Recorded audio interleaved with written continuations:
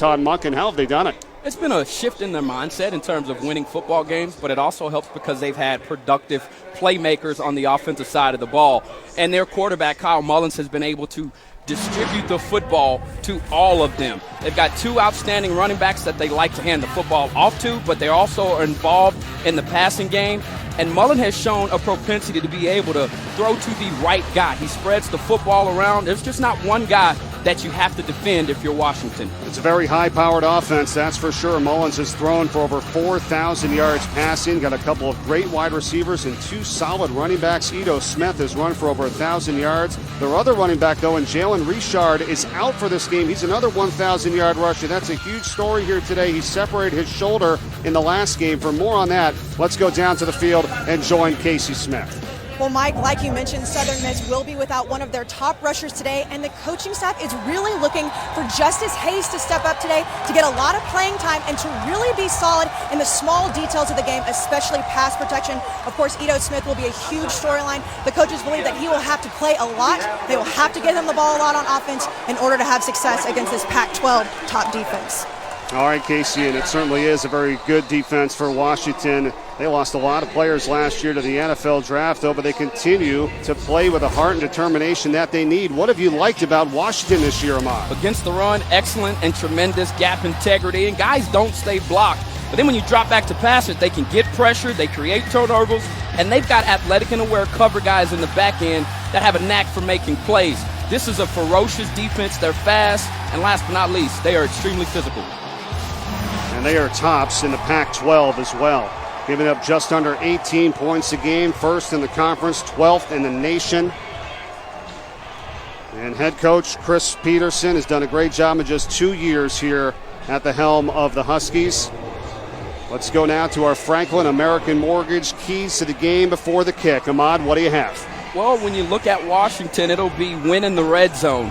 And when it comes to Washington defensively, they've got to be able to protect the football and not give possessions back to this explosive Golden Eagles offense. And for the Golden Eagles, it's create those explosive plays. 102 already on the year, 20 yards or more on the ground or through the air. And then last for them, stuff the run. Myles Gaskin is going to be a back that they'll have to chase down all game long. All right, Southern Miss won the toss, and they have deferred. So Washington will start here to begin this game, first and 10. At the 25, and we'll see our first look today at Jake Browning, the freshman quarterback out of Granite Bay, California. What a job he's done in high school at Folsom High School. This player's special. This kid can pass the football, and when you look at him, the way that he's able to move around and within the pocket, he's getting better at that. But once he does that, he's going to be outstanding, and a great job of using his eyes, manipulating defenders, and opening up passing windows. So impressive. Love that stat with the 229 touchdown passes, a national high school record. In his first year here at Washington, has a chance to get the Huskies a winning season at 7-6. First play is a pass incomplete, just had to get rid of it. Let's go to our Zaxby's impact players here today. For Washington offensively, it'll be their young freshman running back, athletic, smooth running back that has great balance and vision. And on the opposite side of the ball, the junior college transfer Denarius Antoine has been spectacular. This kid runs to the football extremely well.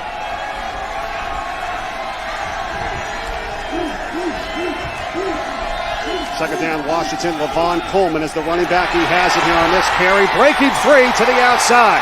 Coleman with a first down run, knocked out of the 48. Jalen Reed ran him out, but not before a 23-yard gain. Yeah, they just started off with power football right up the middle. The offensive line doing a good job of latching on to defenders. And then Coleman doing a good job running once he was through to the second level. That's how you start the game if you're the Huskies. Ahmad, what about the pace today? We were talking before the game. Each team can go tempo at times. What are we seeing here so far to start? I think you're going to get an early feel. It looks like there'll be some check-with-me plays from the sideline. Now Deontay Cooper in the backfield. Instead it goes around to Chico McClatcher. And McClatcher gets into Southern Miss territory. Kalen Reed after a 4-yard pickup. Now, Kalen Reed is just a fast and physical prospect with great activity around the football. And he's one of those guys, even though despite playing the cornerback position, you'll see him make plays all over the field. Changing up the running backs here to start. Third different one in the ball game right now. It's Myles Gaskin, their top back, and he is brought down for a loss.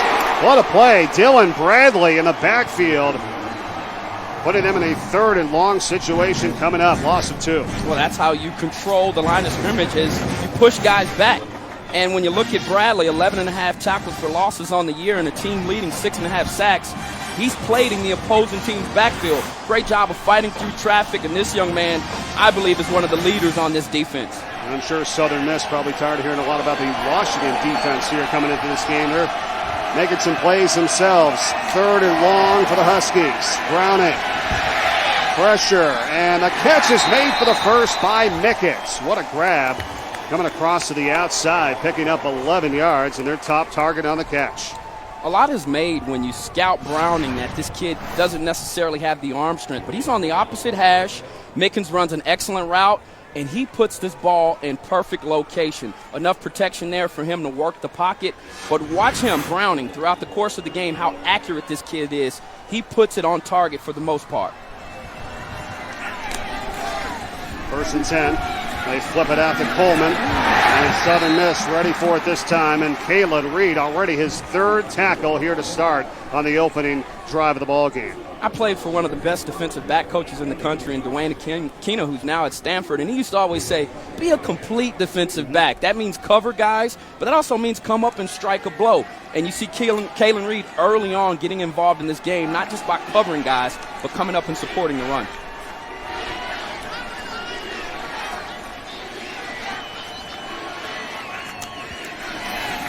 Second down, play fake, Browning.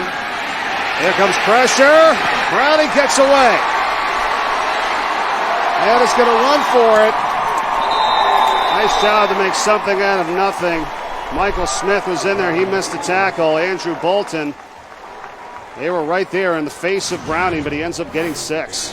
Yeah, he's not a guy that you're going to run the zone read with, but when you look at Browning, this is what he's able to do, is buy time. He's athletic enough to beat defensive linemen. They only brought a 4-man rush there, but that was a great play of extending the play and then obviously having awareness to pick up yardage and make this a 3rd and short.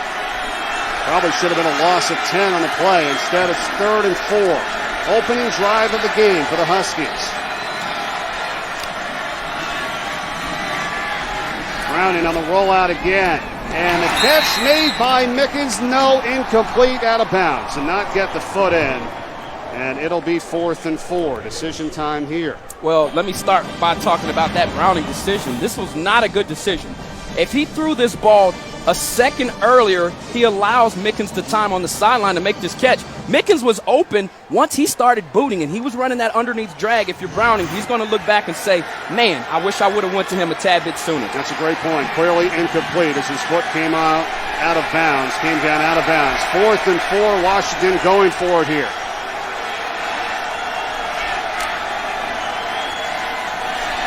Browning, good time, and the pass is dropped, incomplete. Looking that time for Dante Pettis, and they will turn it over on downs. Picasso Nelson was there for the coverage.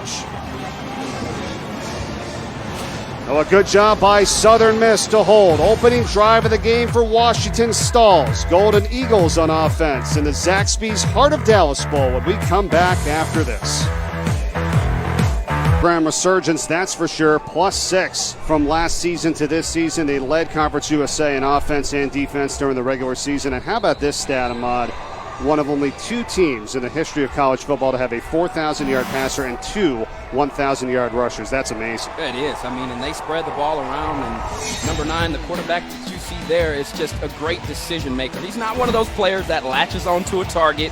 He likes to spread the ball around. He throws it to the open man.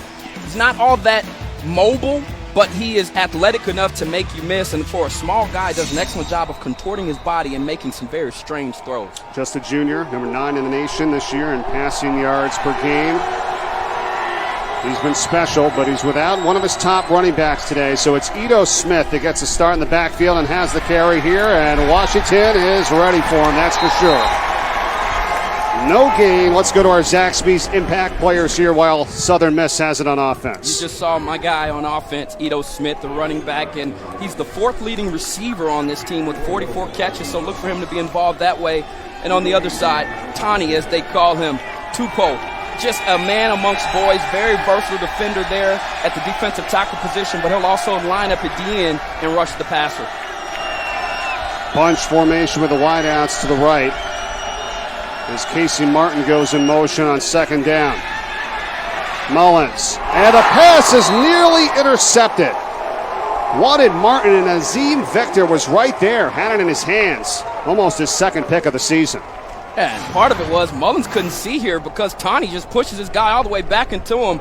And you heard me say the way he contorts his body that time did not throw it in the right passing window, but a very athletic play from one of the leaders on this defense, Azim Victor. The young man from Upland, California, nearly had the first turnover of the ball game. Well, there's a matchup today, the defense versus this high-powered offense. Mullens has thrown 12 interceptions this year to the 36 touchdowns. It's 3rd and 10. Pressure coming from the Huskies. Mullens gets rid of it, and a miscommunication on the sideline. Intended for Michael Thomas, but it did not turn around. 4th and 10, and they'll go 3 and out. Yeah, great start for this defense, and they will match you up on the outside edges. You just saw there Darren Gardenhire, number 3, doing a great job of coverage downfield, but this is an aggressive group of defensive backs along with the defense. And for the Golden Eagles to move the ball up and down the field, they'll have to find the right mismatch. And that took just 47 seconds. We've got some great special teams here in this ball game. This is Dante Pettis. We're checking McClatcher that's going to have this return. Chico McClatcher, and he'll get up to the 38-yard line. David Bertucci knocked him out of bounds on the return, a gain of 15.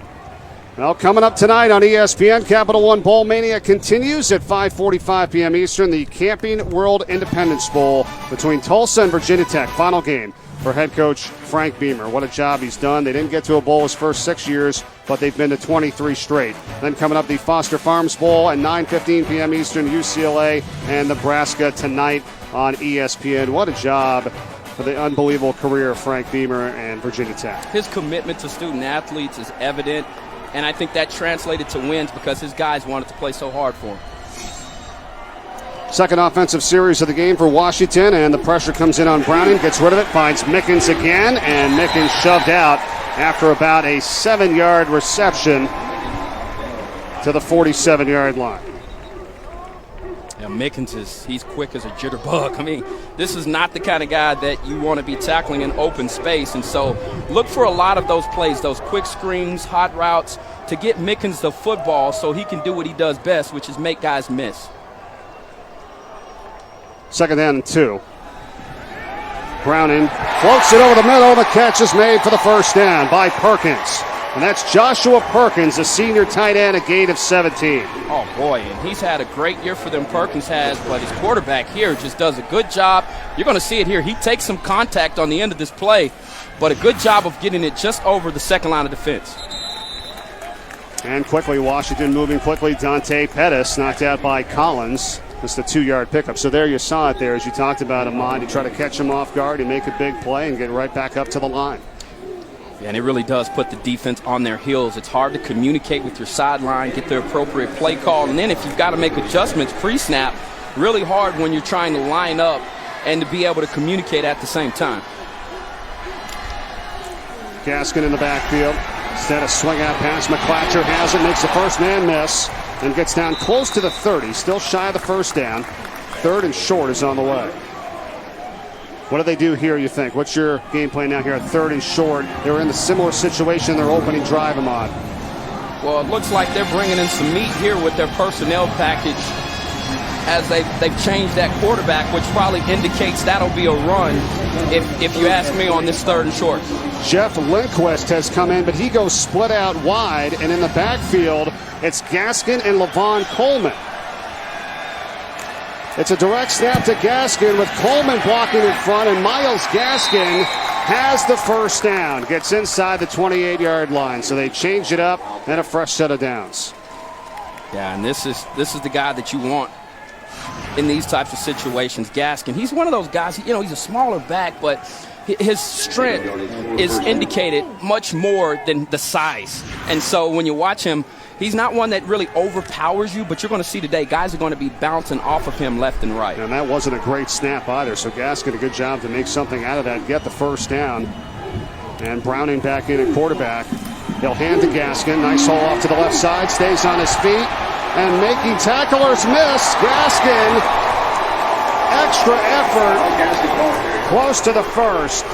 Trey Collins missed a tackle. He stepped out. Denarius Antoine had a chance at him. They both could not bring him down. Gain of 8. Oh, he's just so light on his feet. Watch him here, able to accelerate, get through there.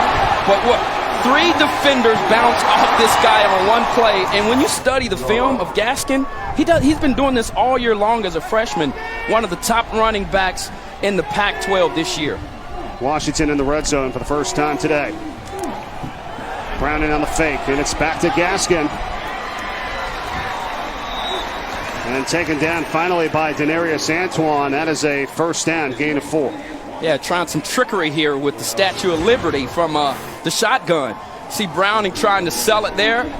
Absolutely. And then just the tough running here. Once again, Gaskin running through initial contact is what allowed him to pick up that first down.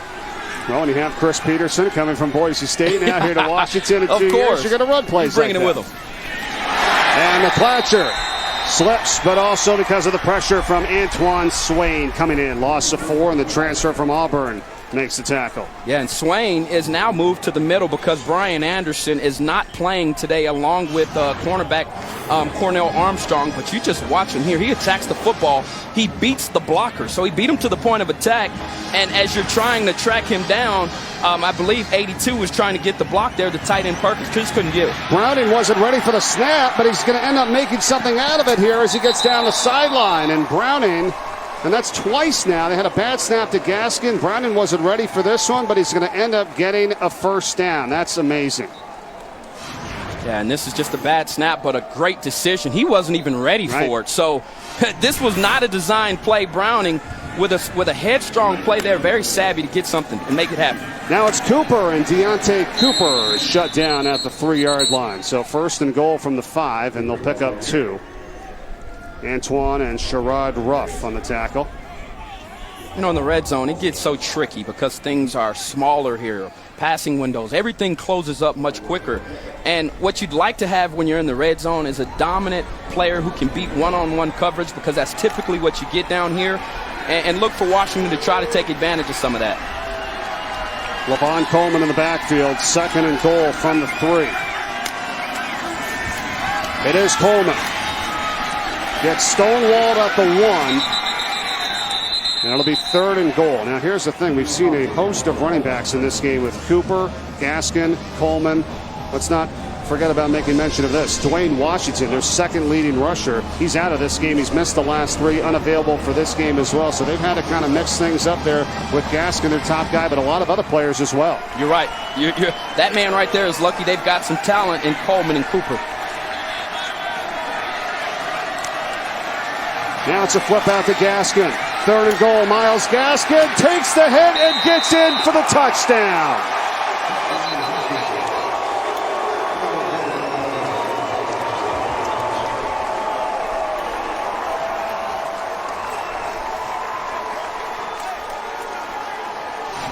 Wow. I am willing to say that this guy has broken 10 tackles in this one drive. He bounces off of 3 defenders there. And I'm sitting here reading my notes, and in the scouting report, I was amazed watching film. Time and time again, he was doing that. And it tells me that this young man, at only 5'9" and 192 pounds, he's got that lower body that allows him to keep great balance. But Gaskin really on fire in that drive. I'm with you, Ma. There's been so many missed tackles in this ball game for Southern Miss, and this time Washington takes advantage of it. Gaskin with his 11th touchdown of the season.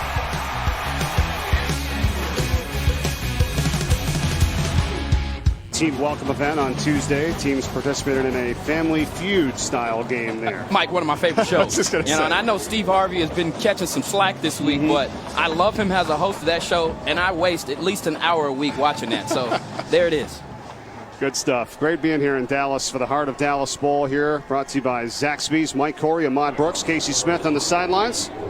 Hope you had a great Christmas yesterday. Happy holidays, everyone. 7-0 Washington on top, thanks to the touchdown run by Myles Gaskin. We were talking during the timeout. He is so tough. I mean, it is the darndest thing when you watch him on film. Like I said, I mean, his frame at 5'9", 192, you've really got to get low in your stance and be able to drive to bring this guy to the ground. Ball blows off the tee. I don't want to say it too loud because rain was in the forecast here today, but so far so good. The wind, you were down on the field earlier, you were talking about the flags, the direction that they were blowing was not the same as it was, if you will, on the field. They're so high above the stadium. Yeah, I had to go down and throw grass up a few times just to get a feel for the way the wind was blowing, but it's actually blowing the opposite direction of what you see at the top of the stadium.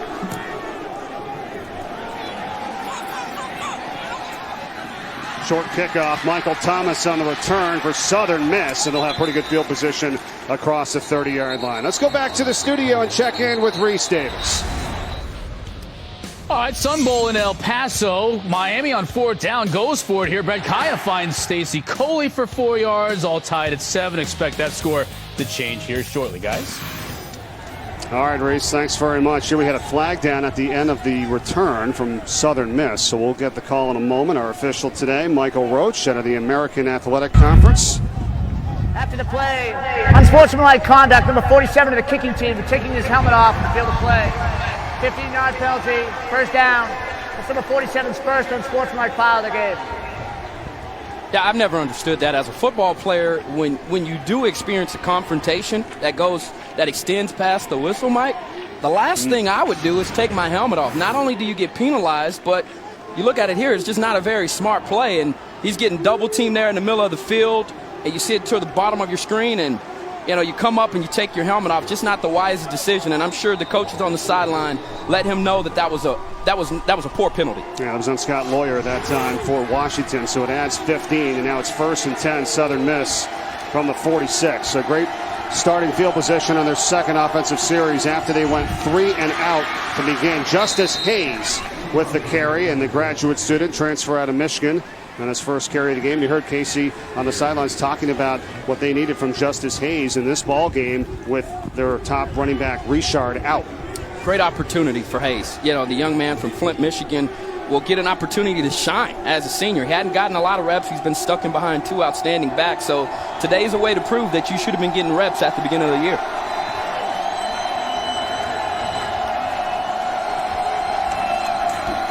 Now it's Smith, Vito Smith.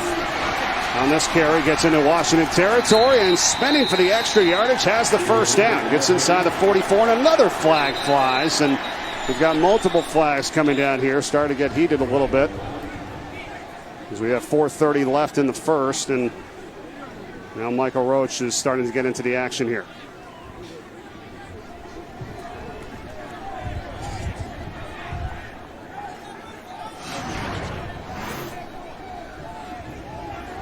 The result of the play is a first down. After the play, unsportsmanlike conduct, number 68 of the offense. It's a 15-yard penalty will be first down and 10. That's 68's first unsportsmanlike foul of the game. Well, so they're dishing him out here, Ahmad. Brandon Farmer, the left guard that time, getting called for it. Yeah, costly penalty, especially considering the yardage that you picked up. You negate a run that was a fine run, maybe the best run today from Ito Smith. So they gave it right back. I love the sign. The graphics got the on Rick the Ross sideline. going on there. I'm digging it. I wish they had those when I was there. They didn't have Facebook back then. That's good point. Good point. 1st and 10 for Southern Miss on the 42 after the penalty. They got the first, and they got backed up 15. And Smith for a couple. Let's go back downstairs, check in with Casey Smith. Well, Mike, obviously it's getting very chippy out on the field, and Washington head coach Chris Peterson is telling his guys, have some poise, calm down. Let's play together. Let's play for the team. Let's not keep making these mistakes. We've had 2 unsportsmanlike penalties, 1 on each team here. And now 2nd down and 8 for Southern Miss.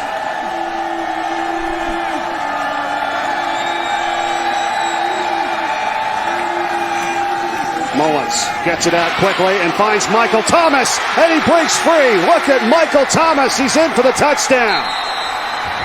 56 yards.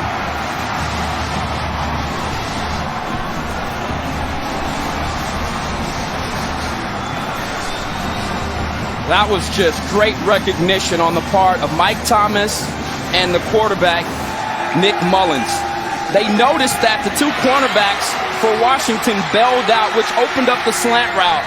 And Mike Thomas is one of those types of wide receivers who's not scared of confrontation or contact, used to going across the middle of the field, but was aware that you have a high safety, brings it back out to the sideline, and the rest is history. But it started with the pre-snap recognition from the quarterback and the wide receiver to go to that play. That is his 10th straight game with a touchdown catch, 13 for the season, and it ties a school record.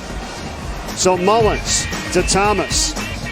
37th touchdown thrown by Mullens, and we are tied at 7 here in Dallas, Texas. 3 plays of 20-plus yards this season. Number 1 in the nation on a 56-yard touchdown pass from Mullens to Thomas. Ahmad. Yeah, these Washington cornerbacks are typically pretty aggressive, but Mike Thomas here, the wide receiver, and then you're going to watch the defensive back here. He's going to bail, which opened up this area right here, and watch how the Golden Eagles take full advantage of it. Great job of getting it into the passing window between the linebacker and the cornerback. Knew that safety was high, and Mike Thomas, what a run after the catch there. You go that far downfield without being touched, you are an explosive playmaker, and those are the guys that we were talking about early on, and they've got plenty of them. And that was a good look at today's Scion playbook right there on that pass play for the touchdown. Tied at 7 here in Dallas between Washington and Southern Miss.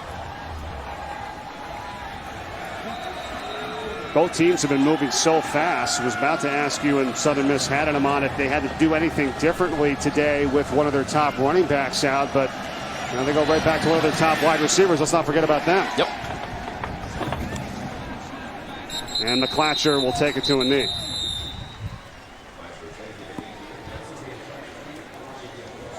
Now we're just one of 41 bowls here today in Dallas, and coming up, the New Year's 6. It all starts New Year's Eve. Houston and Florida State. Then, of course, the semifinals. Oklahoma and Clemson, Michigan State, Alabama. A lot of fun it's going to be on New Year's Eve, and then 3 more on New Year's Day. What one stands out to you, Ahmad? Oh, man, that's hard. I can't even believe you asked me this question. There's so many. Football junkie. Yeah, I'm looking forward to seeing that Oklahoma-Clemson matchup, to be honest with you. I think that's going to be a game for the ages. Those two teams match up extremely well. Undefeated Clemson at 13-0 coming up on New Year's Eve.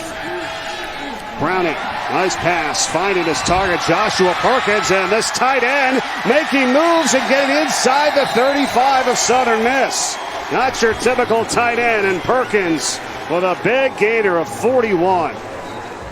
This is why playing defense nowadays is so difficult. They throw in these run-pass plays where the quarterback is responsible, does a good job of finding the hole. Now to Gaskin, caught in the backfield, and Myles Gaskin ripped down. Good job, Elijah Parker, on the tackle for Southern Miss. It's a loss of 8.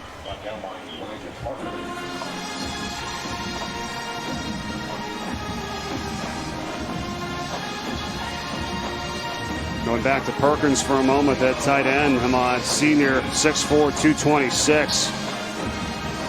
3 touchdown catches. He's actually 6th in their history in terms of catches and yards by a tight end. Athletic football player. Fake to Gaskin. They go out now to Darrell Daniels on the catch. And they get back some of the yards lost by Gaskin, +1, so a gain of 9. Yeah, and it looks like Browning's really starting to find his rhythm. You go back to the previous drive where they had 12 plays for 63 yards. He had 2 big runs, 1 for 14 yards, but he was actually 4 of 4 on the drive. This young man has the talent, and we talked about his accuracy early on. You won't see him miss many marks, but quarterbacks are judged on what they can do in critical and crucial situations. Here's a 3rd and long. What can the young man do? It is 3rd and 9 for Washington.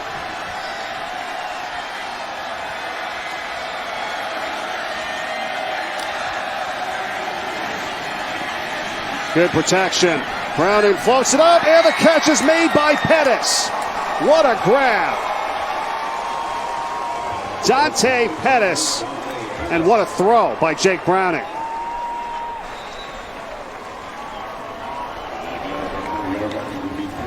Right back to work. 1st and goal from inside the 5. And Mickens the catch. The flag flies as Jaydon Mickens had to stretch it for the touchdown. We'll await the call. It's like holding on the outside there. Holding, number 8 of the offense. 10-yard penalty, first down. You just watch these two guys out here tussling. Wide receiver trying to do a good job on Kalen Reed, but he's a hard man to block and grab some jersey there. And when they see that separation, when you see that jersey pull, that's when those officials like to pull that yellow flag out and throw it onto the field. So it's Pettis after he makes the big catch and backs him up to the 14 with 1st and goal. Great job of protecting on that big play. The offensive line gave him the time despite the Golden Eagles bringing the blitz.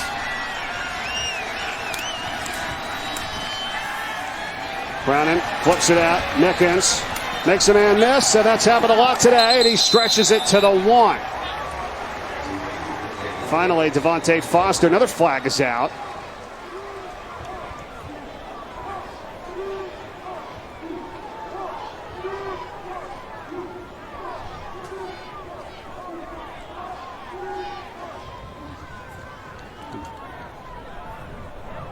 After the play, unsportsmanlike conduct, number 15 of the offense, number 11 of the defense. His fouls will offset. It'll be 2nd and goal. That's the first unsportsmanlike foul on each player. Well, that is now 4 unsportsmanlike penalties called in this first quarter. Look, it's chippy. And, and one thing about these bowl games, you're around the opposing team all week long. So there's time. It's like you're like two fighters when you come out here. It's time to go. And you've seen it early on. Kalen Reed has been attacked by these offensive wide receivers. There's no question about it. And so he's fighting back, and now those costly penalties can hurt. 2nd down and goal after the 13-yard play. Here is Gaskin. Gaskin is in for the touchdown, his 2nd of the game.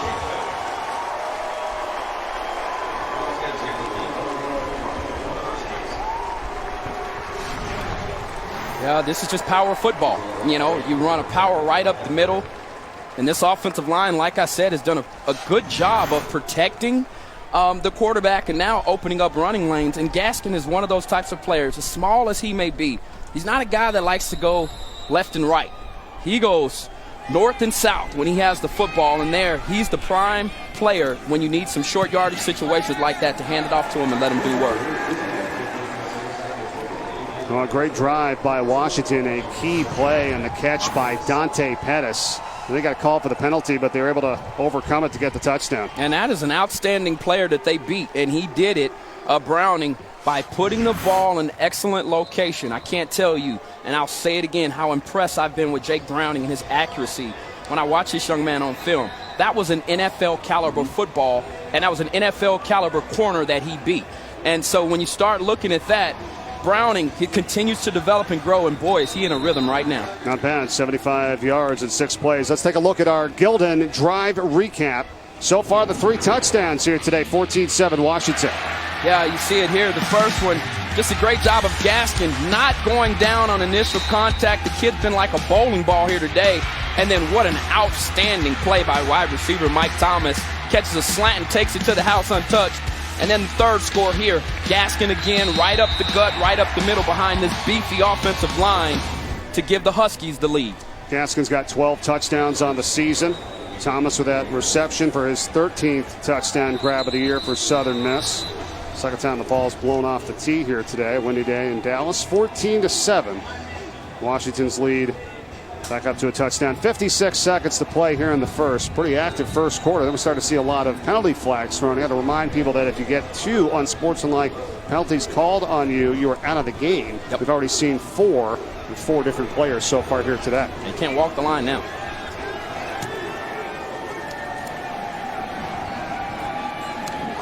Thomas again on the kickoff return for Southern Miss. And knocked down at the 23. We talked about New Year's Eve, the day we've all been waiting for this season, the college football playoff semifinals. It starts at 4 p.m. Eastern. We got the Capital One Orange Bowl, and then followed up by the Goodyear Cotton Bowl Classic on New Year's Eve. You talked about Clemson, Oklahoma. What about Michigan State, Alabama, and Derrick Henry and what they've done this year? Look, Mike, I don't have any eligibility left, but I think you and I could block for this guy, and he would have yardage. And we've been bragging on Myles Gaskin today and his ability to make guys miss, and Derrick Henry's very similar. But what's so surprising is for his size, how fast he is. And he doesn't have a lot of top-end speed, but he's fast enough to beat guys in the secondary and definitely inside the box. I'll go back to Henry in a moment here, but it's 1st and 10 for Southern Miss. And Mullens gets it out to Thomas, and it's cut down maybe a yard on the play. Derrick Henry, I thought that LSU game was when it really came to say, okay, you had Leonard Fournette and what he was doing with LSU, but it was all Derrick Henry that day and the way his line blocked for him, and then boom, the rest is history. I thought all three of those guys that were up for the Heisman, Deshaun Watson along with Christian McCaffrey, they were all deserving of the award. But at the end of the day, the turnaround that Alabama had and what Henry means to his team, in my humble opinion, and I think he's got limited skilled players around him, if you ask me. Despite it being Alabama, I think that was the right call. They flip it out to Ito Smith, and here goes Smith for Southern Miss, and is close to the 1st down. Nice run, at least a gain of 9, and that'll take us to the end of the 1st quarter. And a good one at that. Washington got the scoring started. Southern Miss able to tie it back up, but it's been 2 touchdowns by Gaskin today. The Huskies will take a 14-7 lead into the 2nd quarter in Dallas when we return. Called him and said, why should you be the offensive coordinator? It took him by complete surprise. He swerved, had to pull over. He said he doesn't remember his answer, but obviously it worked out. He's really enjoying this experience so far. And he's been coaching under some of the all-time greats too. Ahmad, he was at Alabama and LSU, and now here at Southern Miss, and really exciting time for him here in this ball game today as Justice Hayes carries for just 1 yard. Look at the fastest drives under 2 minutes, and with Southern Miss, number 5 in the country, 153 their last drive. They've got playmakers. They've got guys that can take it the distance and can make the big play. And you know, when you look at the team that's at the top of this list, Baylor, who's led this category, I believe, the last 3 or 4 years, that's what you have to have. Playmakers, dynamic guys on the edges that can make something happen for you. Just 80 yards of offense so far by Southern Miss. 56 have come on that touchdown catch. Mullens, and nearly intercepted again. Washington's had 2 opportunities today at that. And it was Azim Vector, quarterback pressure by Elijah Qualls, forcing that quick pass. Good defense, and you see this quite a bit on film with the Huskies. 4-man rush, they still get pressure. That's 5 offensive linemen, and I mean, that's 311 pounds coming down on top of you. That doesn't feel good. And then Azim Victor, the linebacker, he's just a very active player, and he's got great instincts, and he uses them throughout the course of the game. Top 15 in the country, 3rd down conversions for Southern Miss this year. They have 3rd and 10. Here we go. Mullens deep over the middle, and it is hauled in on the catch by Martin for the 1st at the 40. What a grab by Casey Martin. What a grab and what a throw. Once again, Mullens staying in the pocket, taking another lick there from Qualls. Just puts the ball there in perfect location. And they are going up tempo. Mullens, and a nice job by Smith to pick up the block as he gets it out to Thomas for the 1st down catch. What a block by Ito Smith in the backfield. They gained 13 on the play. Yeah, he saw there was a free releaser on the backside edge. Smith doing a nice job in protection of giving Mullens the time. Mullens doing a nice job of sliding and squaring those shoulders and making a throw. And now the give is to Smith, and he'll get inside the 25. So they're moving quickly here, Southern Miss. We talk about some of the talented wide receivers in Casey Martin and Michael Thomas on display here today. Here's that block by Smith. And you want to watch this player right here. Just a free releaser, and pardon me, it was on the opposite side there. Well, that was on the catch to Casey Martin. Now Smith with 2 in a row. We'll get close to the 1st. Azim Victor tripped him up. It'll be 3rd and short. So a lot has been asked of Smith here today, and that's what I guess, you know, makes you that complete back, Ahmad. Not just the running ability, of course, being able to pass, protect, catch balls out of the backfield, and Smith is just a sophomore, is doing well at that. Absolutely. And now they bring Hayes into the ball game, giving the redshirt senior an opportunity here on a big 3rd down. Dathan Davis and Justice Hayes. 3rd and short. And it goes to Hayes. He has the first at a burst of speed down to the 11. Tackled by Budda Baker. Put blockers out in front of him, and he found the seam. Once again, Hayes hit initially in the backfield and cleaned up. In there first was Taniela Tupou. You wondered how long we would say number 90's name, Tawny's name. Let me tell you, this kid is just, his energy is absolutely contagious. One of the leaders on this defense, and we were out at practice, Casey and I had an opportunity to watch this guy. He's dancing around, and it just shows you how athletic he is. But this is a young man that I believe has a future in the NFL. That's a guy that he talked about did not play a lot in his career, but has really stepped up this season in his senior year. 2nd down, Mullens' pass is caught. And that's Thompson, DJ Thompson, on his first reception today, but still well shy of the first. 3rd down on the way. That ball was thrown in the wrong location. If he throws that out in front of the wide receiver, he's got time to maybe pick up the first and potentially even score. That was one of those plays where Mullens and Browning have been fairly accurate today, but that one he missed his mark. Southern Miss 2 for 3 on 3rd down today. They can get another first at the 1-yard line. Pressure. Mullens, and Casey Martin has it for the catch. Got knocked out at the end. They'll rule it a catch at the 4-yard line. And they're going to go for the field goal. What an excellent job from this Washington defense. They brought a house blitz. What that means is everybody who doesn't have a man is bringing pressure on the quarterbacks. Mullens felt it, did the best job he could of trying to buy some time, move to where he felt comfortable towards his right, and was able to get the ball out of his hands to Martin. But I believe it was the pressure there from the Huskies that forced them to kick a field goal. This is Stephen Brauchle for the 21-yard field goal attempt, and it is good. So he is now 11 of 14 on the season, and Southern Miss gets points. Good to have you with us today. Mike Corey, Ahmad Brooks, Casey Smith, as we were in the second with 10:56 to play. And so far, so good here. If you're a Washington, a team now that comes in their 6th straight bowl, Ahmad, I think some of the talk was that, okay, who's more excited to be here? Who's more, fired up for this game? You have Southern Miss, who's +6 in the win total from last year, haven't been in the bowl for 4 years now. How about for Washington? It's their 6th straight. They playing with the intensity that you expected? Yeah, I thought they were the hotter team coming into this matchup. On the return, McClatcher. Chico McClatcher gets up to the 35-yard line. And before they get back on offense, let's check in the studio with Chris Cotter. Okay, Mike, Sun Bowl action. Brad Kaya already has 1 touchdown pass in this game for Miami, looking for another one. But we play the tip drill, and it eventually settles in the arms of Peyton Pallure with the pick. Still tied at 7 in the 2nd quarter. Meanwhile, coming up on ABC, they'll kick in about 15 minutes' time. It's the New Era Pinstripe Bowl from Yankee Stadium. Jordan Howard in Indiana taking on Duke. Mike?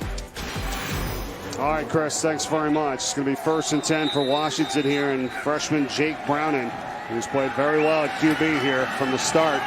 He's really been hot as Gaskin will get this carry for just 1 yard. They stack him up, but what have you liked about what you've seen so far from Browning? Well, you see some early mistakes there. He should have gotten the ball out earlier in his hands, but here he beats NFL talent with an NFL throw.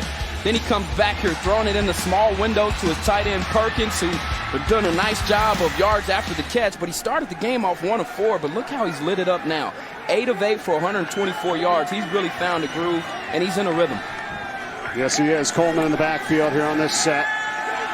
Browning Chase gets away and throwing on the run, and another catch. Mickens. Wow. And it's just what we showed you, and it happens again. Wow. Young freshman growing up before our eyes, but you see the final part here. Once again, good location, this time in between 2 defenders. Just a fantastic job there of getting the ball to Mickens from Browning. That's a gain of 20 yards, and I think they're going to take another look at it here. So, ruling on the field is a completed pass. Plays under review. And they will. Jaydon Mickens Another amazing catch on the sideline. Don't you love that when you're watching at home? I always feel like you see plays like this, and they happen so fast. That's why you got to give these officials some credit. I mean, it looks like that left foot is in bounds, and he has the ball, and that's what they're going to take a look at. But, you know, from the first look, you're like, how did he catch that? Yeah. How was that a catch? But it is. Yeah, just fantastic coordination there on the part of Mickens once the ball was put in the right location. And by all indications, that play looks like it's going to be hard to overturn. And I would think that play will stand. And the Washington fans reacting from the replay here at the Cotton Bowl. They're at the historic Cotton Bowl here today. The Zaxby's Heart of Dallas Bowl, as Mickens with another unbelievable catch. He's got that control left foot there. in.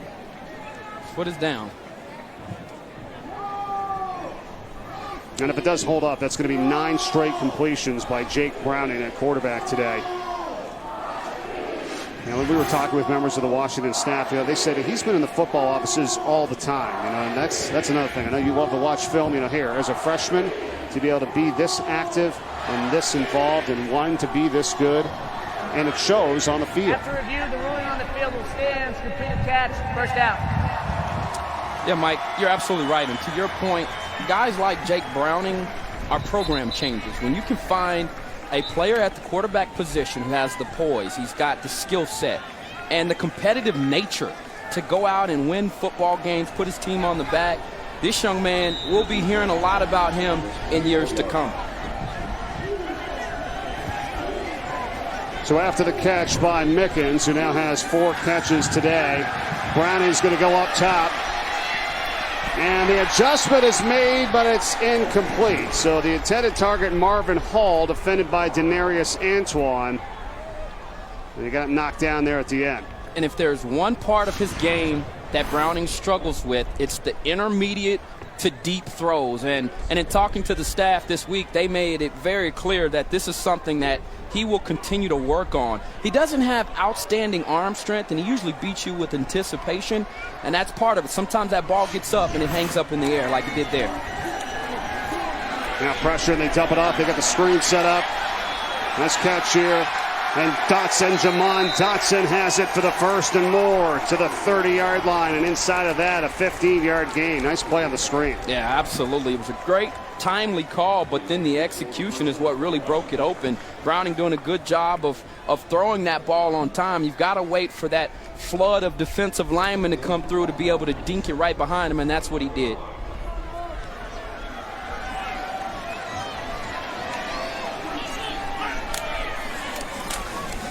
Fake to Cooper, and they give it to Mickens on the sweep. And they get him involved on the ground. Mickens, Jaydon Mickens for the touchdown. Oh, my. Yeah, we knew he was a creative playmaker, and I said this earlier. I said, this guy is hard to tackle, and you see him here. Yeah, SportsCenter top 10 nominee for sure. Just an ability, the vision, though, there. He set up, watch him here, he sets up guys to be able to get back in this crease, and then there, setting up a defender to be able to hit the cutback. That requires vision. Mickens has plenty of that. Well, he'll do that to you. That's his 7th carry this season. That one goes for the touchdown, though, of 29 yards. By far his best. And you got to get your best playmakers involved. Yeah, his impersonation here of Houdini. Now you see me, now you don't. Mickens with another big play and the dab. Progressive. Comparing rates to help you save. Now that's Progressive. And that's Southern Miss and their mascot and cheerleaders visiting the kids at our Children's House Medical Center 2 days before Christmas. And the job that Todd Monken has done here as the head coach in just 3 seasons. And when I talked to him about this, it was that, you know, it's not just the play on the field, as you know, Amon. There's so many other things you have to do in getting players to what they quote buy in. I want to get your thoughts on what we think kind of buy in means. I mean, I would say maybe going from 4 wins in the first 2 years to 9 in the 3rd year. That kind of constitutes that, right? Absolutely. And I think players just want to know that you care about them. You know, they don't want to hear you yell and scream all week and not know that you have a genuine concern for them. And that's what Monken has been able to do with this program. Now, in Southern Miss, you know, for people that aren't as familiar with this university and what they've done, I mean, they've been to 22 bowl games. You know, they went to 10 straight and 14 of the last 15 from 1997 to 2011. I mean, they only missed one. They were down for a couple years. He takes this program over when they were 0-12, and look where they are now. How about, let's get more on that. Here's Casey Smith. Well, Mike, you guys are talking about the turnaround for Southern Miss, and head coach Todd Monken said that there's just been simply a change in culture. They're using positive reinforcements. They're focused on attitude, energy, and body language, and you're absolutely seeing that this season. Well, they're down by 11 right now here in the second. Let's see what happens on this drive as Smith carries for a couple, and the Washington defense now maybe also starting to get a little bit more involved and settling into this matchup. Yeah, they are. And they won in the red zone. They shaved some points. But I think the key right now has been explosive plays. You know, we talked about what were the keys for Southern Miss, and it was to create explosive plays. Right now, Washington has 5 plays of 20-plus yards or more. Southern Miss with only 2. So if they are going to win this football game, they've got to have some quick strike plays to get back in it.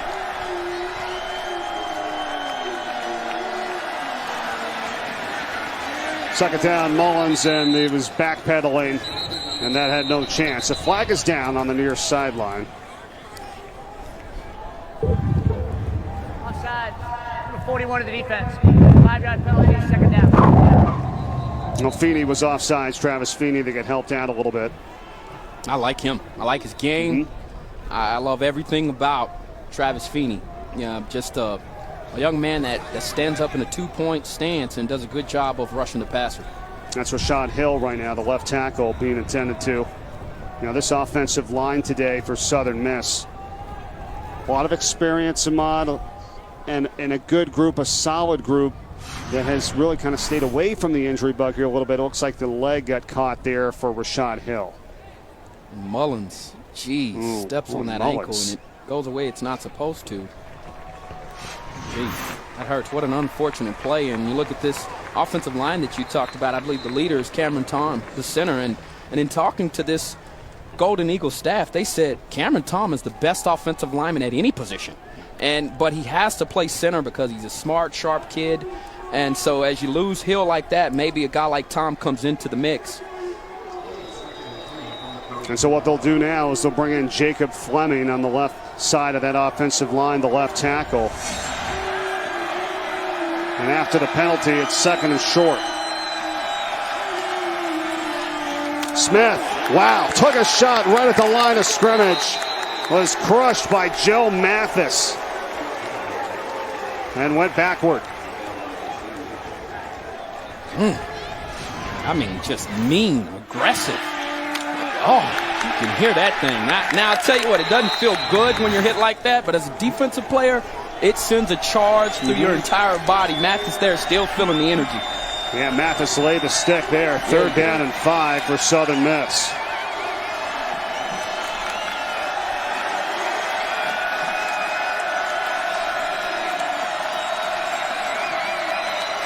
Play clock, and now they'll call a timeout.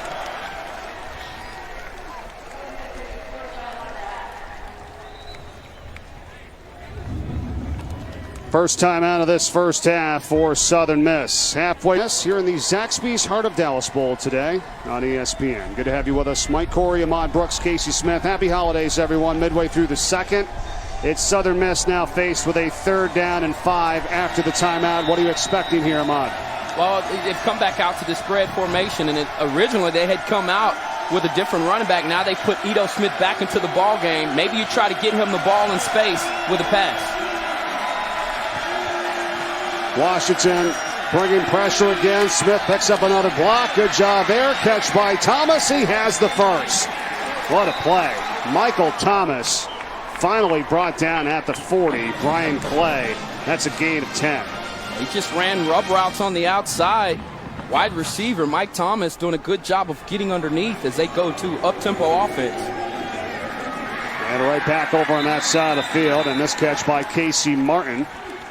Gain about 4 yards. So those are their top 2 targets, Michael Thomas and Casey Martin, both seniors, and both the big reason why Mullens is over 4,000 yards passing.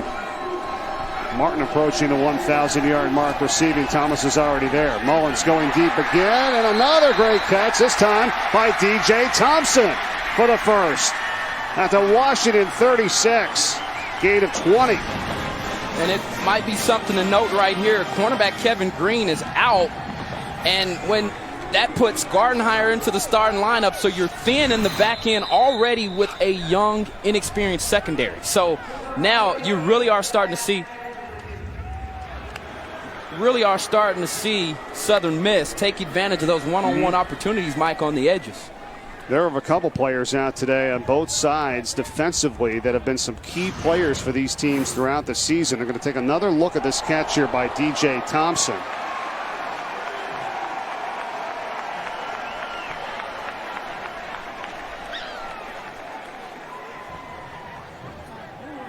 That's pretty close. It was ruled a catch on the field.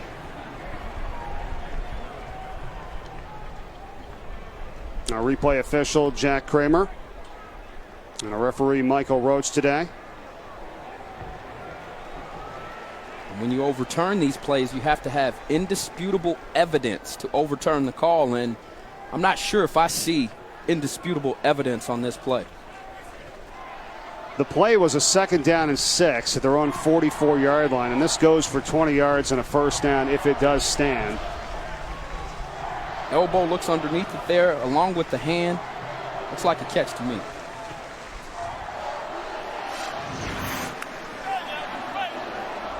Very important drive here for Southern Miss. You'd have to feel like here they're down 11. Washington's defense has been making some plays here. It's really been the outstanding catches by, I think, both teams in this ball game that have helped continue and sustain drives. Mike, you're absolutely right. And then even when you look at it, you get the big hit on defense from Joe Mathis. Then you come back and you pick up a big 3rd down conversion. So they're going back and forth, trying to get the momentum. On the field will stand. It'll be a first down for Southern Miss.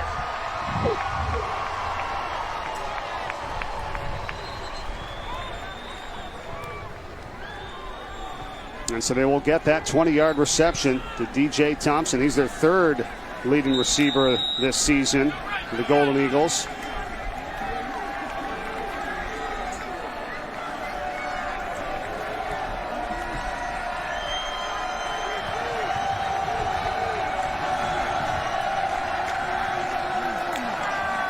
Smith couldn't quite corral it initially. Had to get back on top of it. They're going to lose yardage.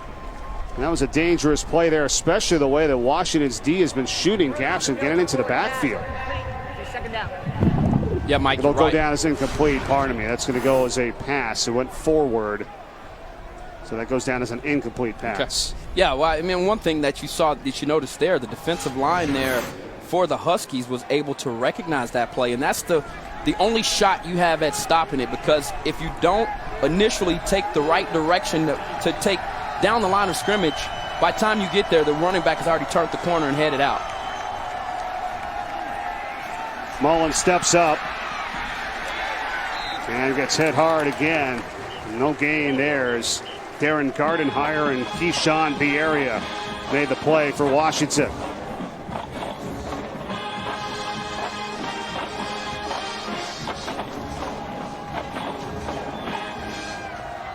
How about what you've seen from Mullens sometimes in terms of the time that he's had back there? Well, and when he hasn't, you see what he just did now. I mean, the ability to even at least pick up a few more yards and get back to the line of scrimmage. I think he's really helped this offensive line when they haven't been able to handle the Huskies. 3rd and 10, pressure, and he had no chance. Is sacked, and it's picked up, though, by Southern Miss and the offensive lineman Norman Price.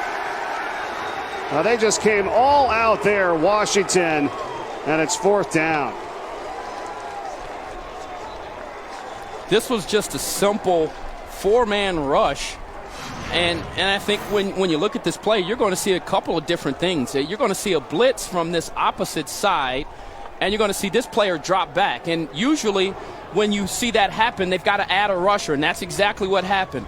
Azim Victor comes in, surprises the offensive line, gets in that B-gap, able to get skinny between those big guys. But this is why this Washington defense gives you fit. You never know where the pressure's coming. And that's Tyler Sarrazin on the punt. And it'll be a touchback. So Washington with their pressure getting into the backfield. Corey Littleton and company there, and they'll get it back on offense thanks to their D. 21-10, Huskies lead here in the second. Fight the friction.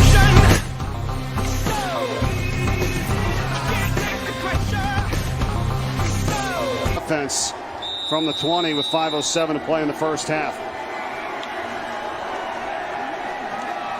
Jake Browning has been stellar at quarterback, true freshman for the Huskies here as of late. Continues the streak. Catch by Marvin Hall. And that is good for the first, a gain of 11. Chris Peterson in just his second season.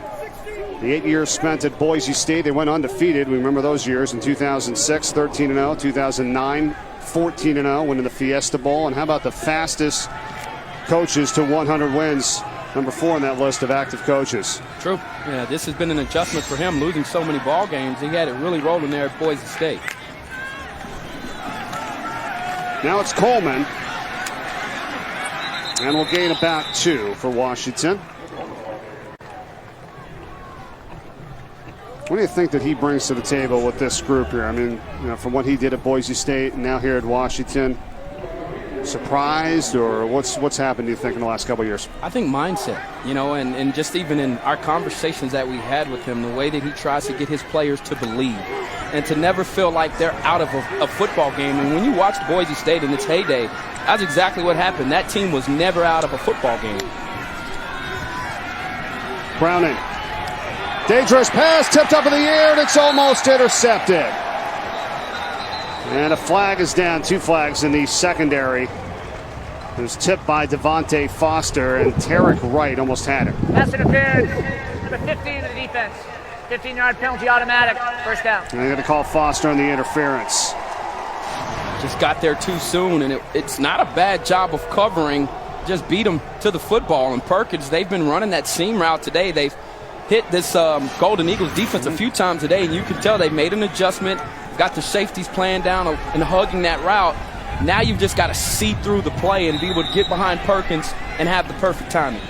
Split second too soon that time for the interference call.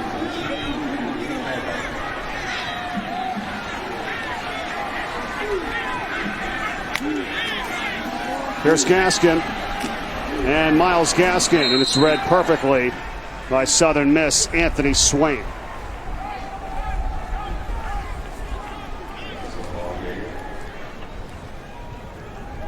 Pressure here really starts to mount on this Southern Miss defense as the Washington Huskies have, after being stopped on downs in their first drive, have scored a touchdown their last 3 drives.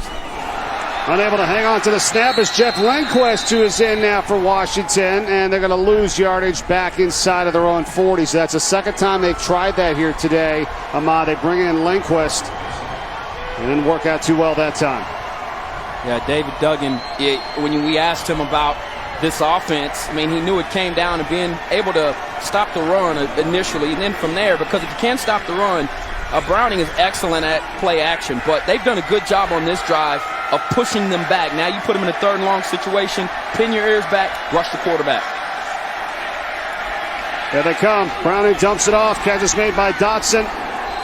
Not going to be nearly enough what they needed. Good job by Southern Miss, and they were in a great position that time on 3rd and long. Curtis Michael makes the tackle, and they'll get it back on the punt. You can do that in those 3rd and long situations. You can tell them, hey, we'll give you short range throws, short range runs, but then you rally to the football. And that was an excellent job there by the Golden Eagle defense, keeping things in front of them and then rallying to the football.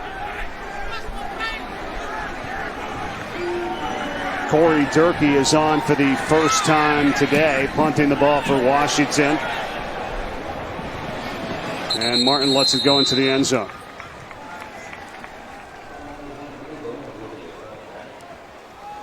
All right, so here's Southern Miss offensively. We knew they had weapons coming in. What have you seen so far? Well, you saw them take advantage of one-on-one opportunities there as Gardenhire bails out. But then Washington getting pressure off of a 4-man rush, reestablishing the line of scrimmage, and they are getting plays from their playmakers. You see it here, different numbers involved in the action. That time they're team defense.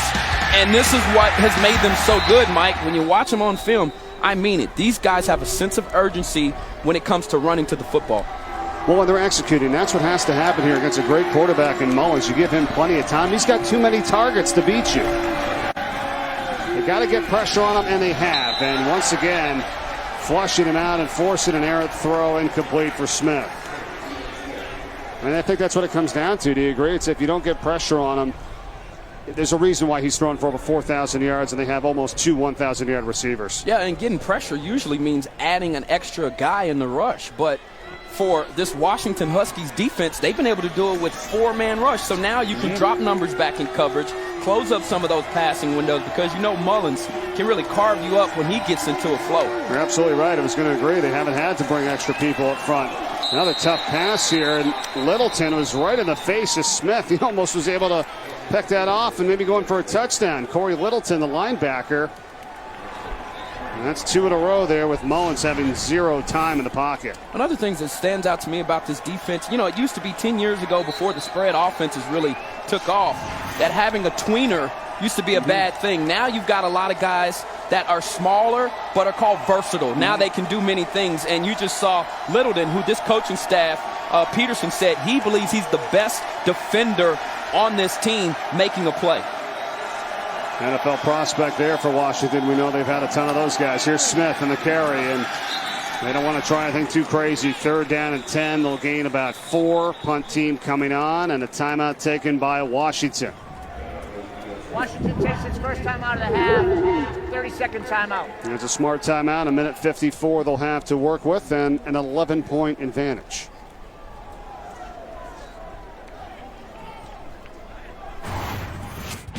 All right, coming up on the Coke Zero halftime report, Mark May will join me. We'll talk about what's happening with Wazoo right now in action in the Sun Bowl and leading Miami. We got highlights of that one. Also, a contrast in style with the Orange Bowl and the Cotton Bowl. Mark May says it might end up a little bit differently than you think. And a preview of Frank Beamer's final game on the sideline for Virginia Tech. It's all coming up. Coke Zero halftime report. We'll see you in a bit. All right, sounds good, guys. Thanks very much. 3 and out, just 16 seconds off the clock that time for Southern Miss, so they didn't really accomplish too much there, Ahmad. That wasn't a great series at all. They're going to give Washington a chance now with under 2 minutes. Yeah, they just haven't found a rhythm since, you know, the big scoring strike from Mike Thomas. Oh, they're going to throw a fake here, and it's a catch. And here they go. Nice job by Southern Miss on the fake.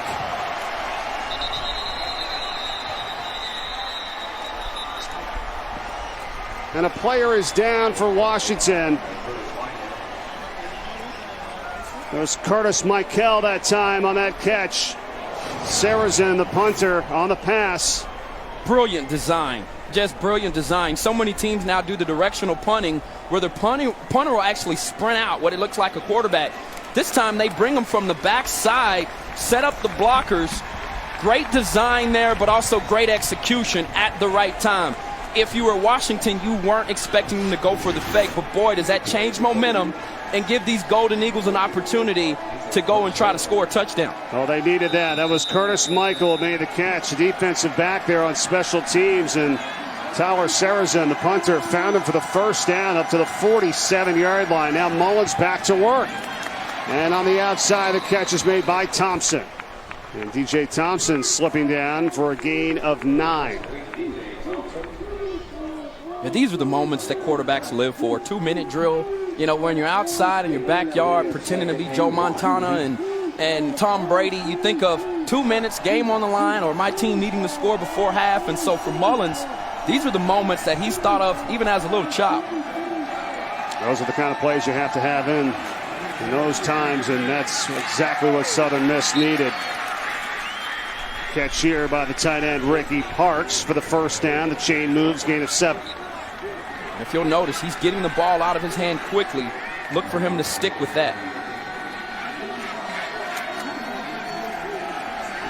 And getting much more time in the pocket as well. Taking a shot, and this catch is made at the 1 by Thomas.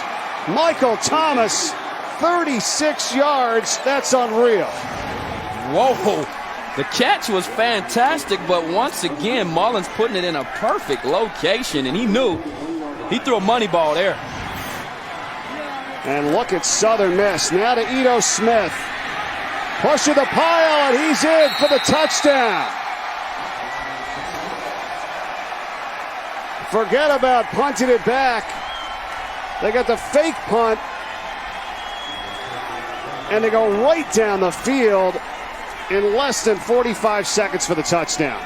Quick strike offense. We knew they were explosive, but how about the play call there from Todd Monken to even give them another possession?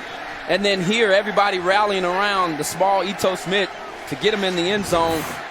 But Mike Thomas with a big catch, Mullens with a big throw, Monken with a big play call, results in points for the Golden Eagles.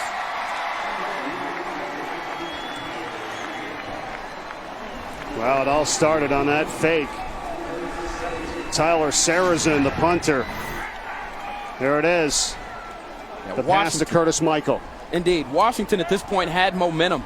And, and frankly, this was probably the longest play of the day there for the Golden Eagles. And then you come back here, just a beautifully thrown football. Mike Thomas doing a good job. And then here, just a simple stretch to get him in the end zone. Good job there, Ito Smith sticking his foot in the ground, not trying to do a lot of dancing, and getting in the end zone.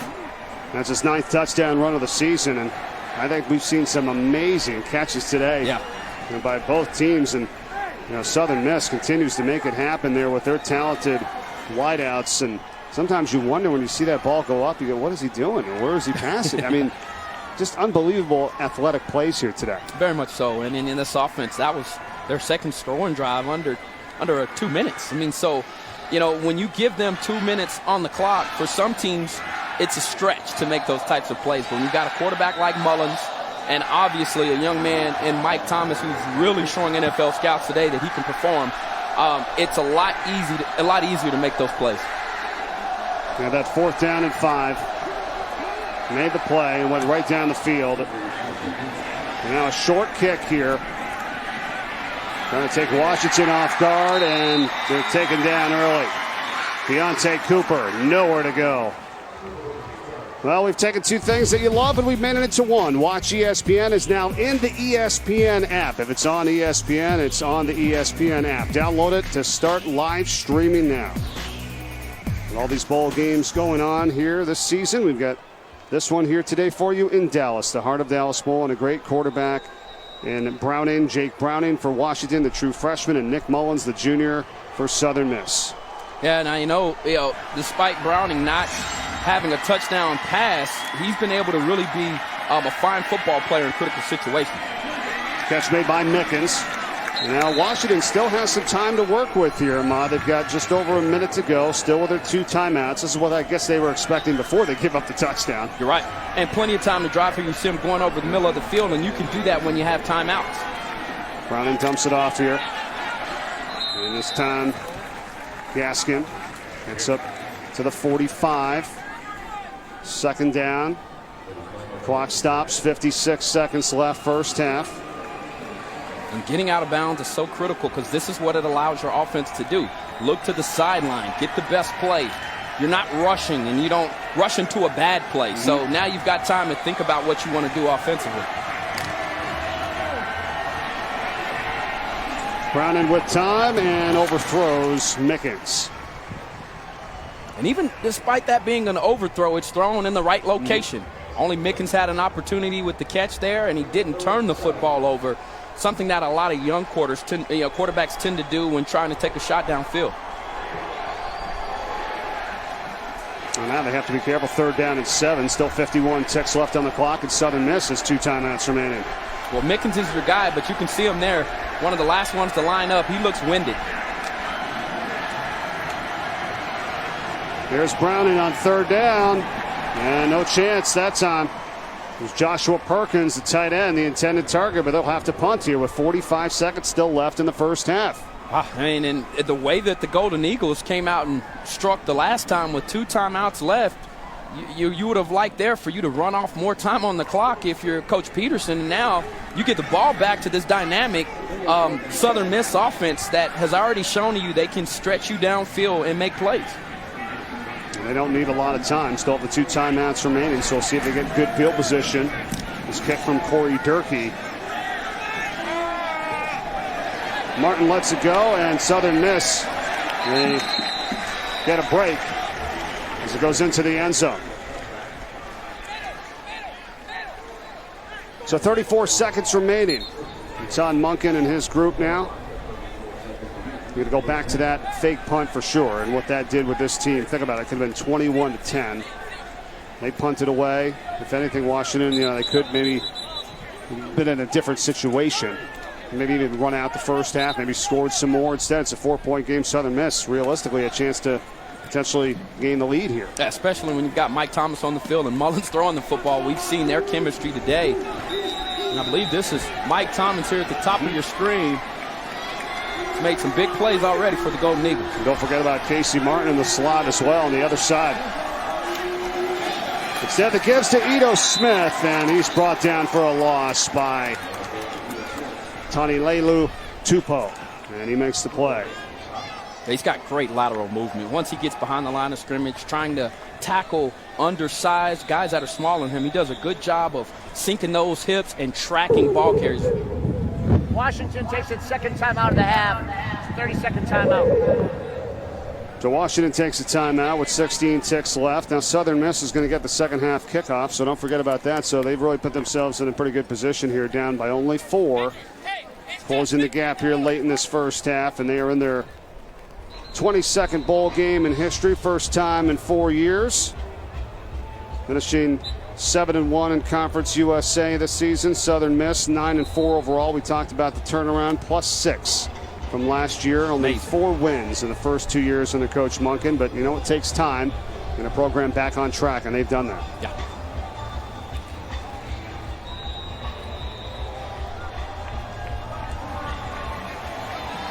It's like the Golden Eagles just going to take it into halftime here.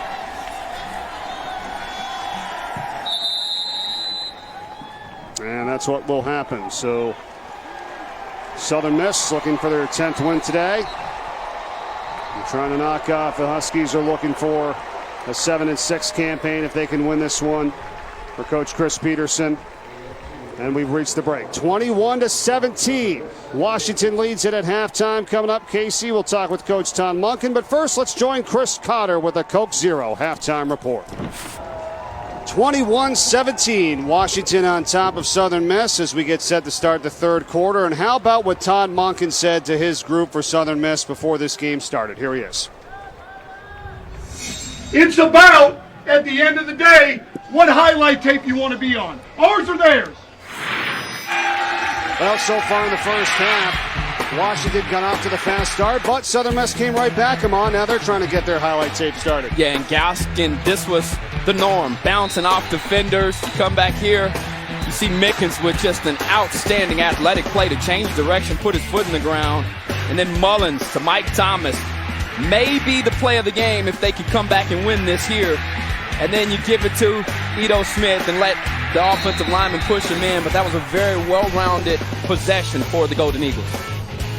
Our interstate batteries, first half stats, here they are. Pretty even so far throughout the first 30 minutes of play. What did you think? Yeah, I mean, the thing that stands out here to me is the rush yards, and I think that's what allowed Washington to be able to get into their play-action game. You've seen Browning today with those package plays be able to hit Perkins across the middle, and I think that's where it starts. Rushing the football opens up other things.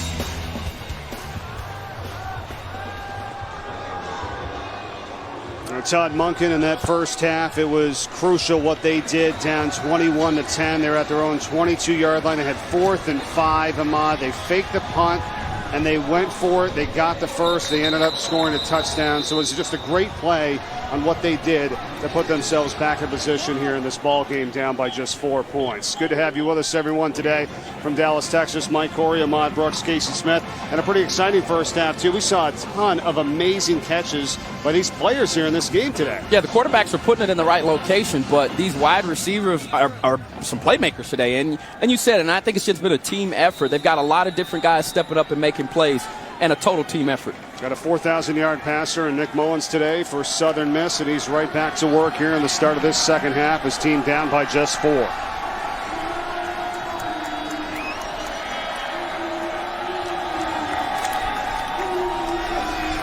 It'll be Justice Hayes in the first carry of the second half, and it'll be stonewalled right at the line of scrimmage. Let's go down to the field. Casey Smith Well, Mike, had a chance to catch up with Chris Peterson. Sorry, Casey. No, it's okay. I talked to Chris Peterson right after halftime, and he said defensively that he likes what he saw. Other than in the fake punt, they're really limiting those explosive plays for Southern Miss. Obviously, that was a major focus coming into this game. Offensively, continue to focus on not turning the ball over, striking when open. Overall, he's happy with what he sees. He just doesn't want to give them any more opportunities.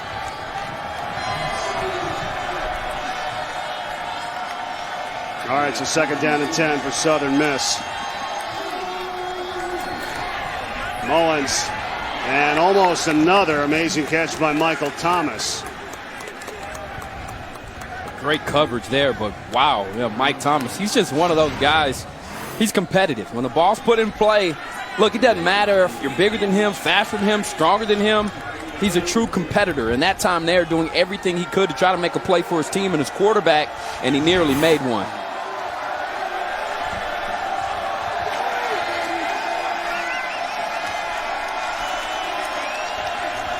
3 of 7 on 3rd down so far in this game for Southern Miss.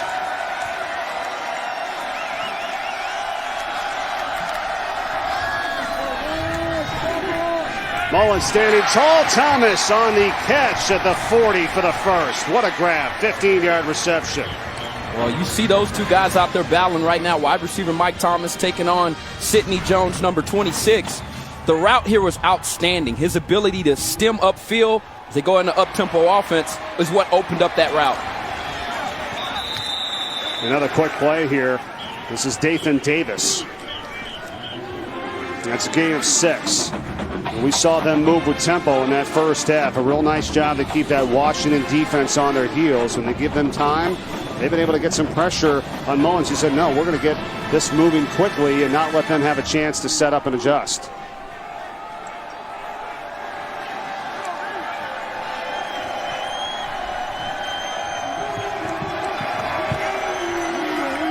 Now back to Ito Smith. And that'll be shut down for no gain. Yeah, just nothing going up there. It's tough sledding if you're the Golden Eagles trying to run on this defense with so many athletic defenders in the middle of the field. And for Ito Smith, this is the first time that he's been the guy. And so they're still trying to use him in the middle of the field to be able to sprinkle some plays on the outside edges. But you see it there, no reception yardage.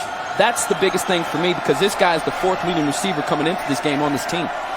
Certainly being held in check, well below his average of all-purpose yards in this game. In that first half anyway, and a drop pass by Parks. And that would have been close to the first. It was right at midfield. Ricky Parks, at tight end, couldn't hang on. It's going to result now in a 4th and 4. You saw his reaction. He knew he should have had that one there. And, on 3rd down, your quarterback shows confidence. The first time we've seen him targeted today, and he drops the football. So, your Mullens, you saw Mullens there, try to grab him and tell him, hey, we need you, buddy, stay in the ball game. But those plays sometimes can disrupt your focus. Plus, in that first possession of the second half, they did a great job to score at the end of the first, and you kind of get that back-to-back. But instead they go with a punt. And now McClatcher on the return. Here we go. Look out. Make it Marvin Hall this time, and he gets up across the 35-yard line. And Washington will have pretty good field position to start. It's a return of 25 yards. We'll see the freshman, Jake Browning, at quarterback. Had a really good first half for Washington here to start the second half.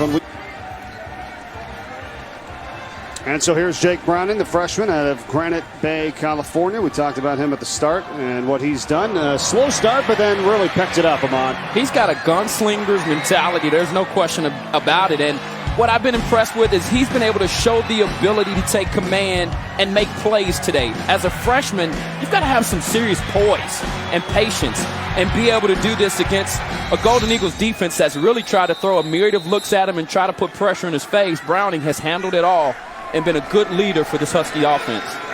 201 yards passing in that first half with completions to 8 different receivers. That's been outstanding. Here's Gaskin on the carry. Myles Gaskin fumbles, but Washington is back on top of it. Looks like Andrew Kirkland, the offensive lineman, recovered. There he is. And just trying to get that extra yardage, and you'll see it here. Sometimes he puts that hand down, doesn't see that defender come up. Nice violent collision there. And if you're Gaskin, when you run the football like that, protecting the football once you get past that initial contact is very important. Now Browning with a pass to the outside, and it's caught by Marvin Hall. He has it and gets up to the 45 and about a yard shy of the first down. And now all of a sudden the rain has just started to come down here in Dallas, Texas. We had the sun out for the entire first half, it seemed like, and it was like, okay, we might have got away from the rain here today, but no. Forecasts had been calling for rain and potential lightning in the area, and it just started, and it is coming down here at the Cotton Bowl in Dallas. Yeah, and you say, well, how does that affect the product on the football field? Look for Browning to continue to try to throw those short, intermediate throws, not taking many shots downfield. And if you're Southern Miss, you're going to have to find a way to protect the football, a wet football to that. 3rd down and 1. Toss out to Gaskin, first down, and into Southern Miss territory. Denarius Antoine knocks him out. Well, that helps when you can hand the football off, and just looking at it early on. If you're asking me who I think is the back that's better suited to take advantage of these types of conditions, I would say Myles Gaskin. Early on, you saw the way he was bouncing off defenders, and Browning got the hot hand, so they started calling plays that highlighted his skill of passing. But Gaskin is still in the backfield. Fresh set of downs for Washington, and Browning goes over the middle and has a completed pass to Joshua Perkins, the tight end. And that's a gain of 11. Nice grab by Perkins. That's another first down. Now up-tempo here as they go back to it, but that time there, they bring a 5-man pressure, a blitz. Browning doing a good job of how do you beat the blitz? Throwing right in behind it. They've just voided an area, and now Browning being smart enough, put it right in behind the blitzing linebacker. Perkins with his 3rd catch today for 69 yards for Washington. Now Gaskin again. And a burst of speed off to the left side, brought down by Michael Smith.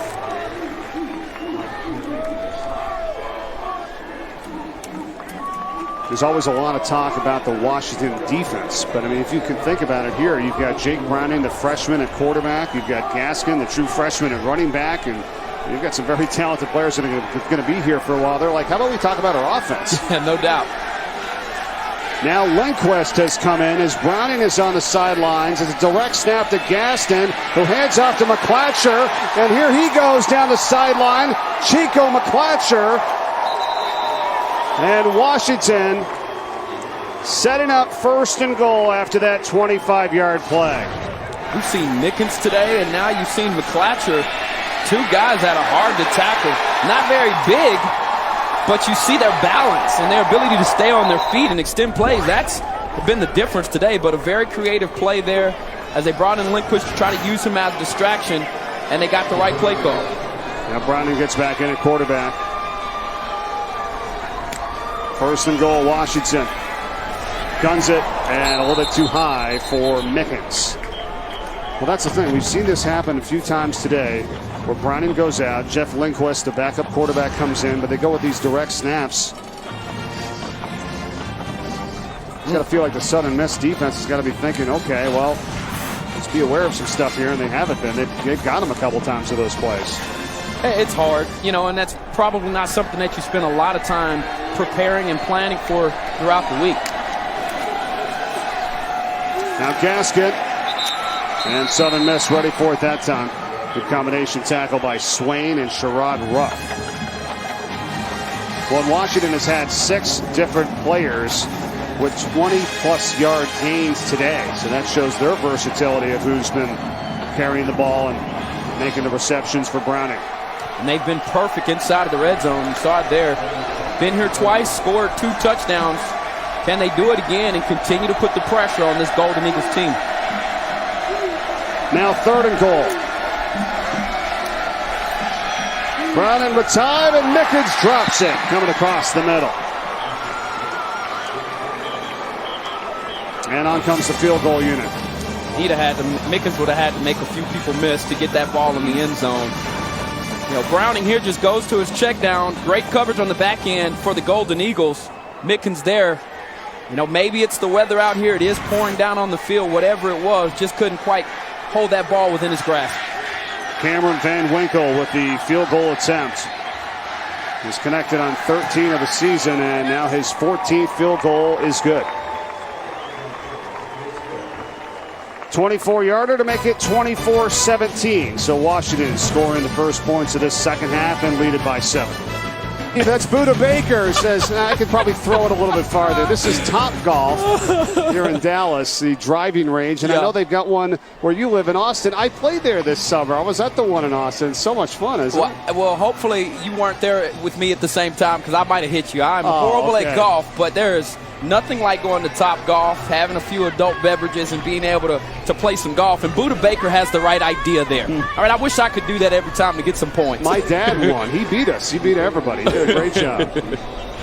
24-17 Washington. They've scored on 4 of their 7 possessions today. In this one, they lead by 7. And Ito Smith back to return for Southern Miss.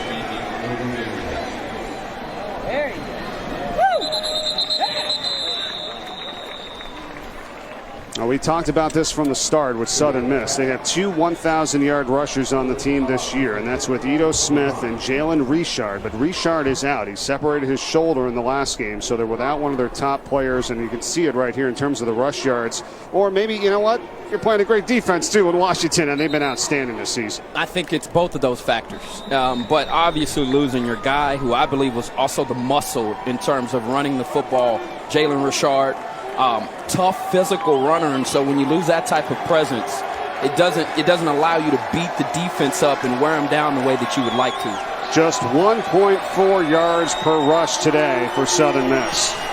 Mullens, and he's been outstanding throwing, and so is Thomas on the reception again. Michael Thomas, and the senior out of Chicago, gets a 23-yard reception for the first. Well, he's really showing today that he's got a knack for finding space in zone coverage. That time there, yes, the ball was thrown perfectly to get over, but it was him that found the space. And now Mullens is sacked. And Vita Vea that time for Washington.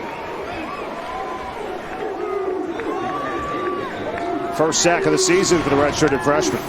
Just so many different athletes. And how many guys do you see rushing? Once again, 4-man rush. We've talked about it all game long. Washington, what has been the difference? Being able to drop back 7 defenders to defend the pass when you've got guys like this up front that are so hungry to get back to the quarterback, get an appropriate push. It's a lot easier to cover in the back end. I remember earlier you said that was 311 pounds coming at you. That was 340 right there, by the way, as they go to Hayes.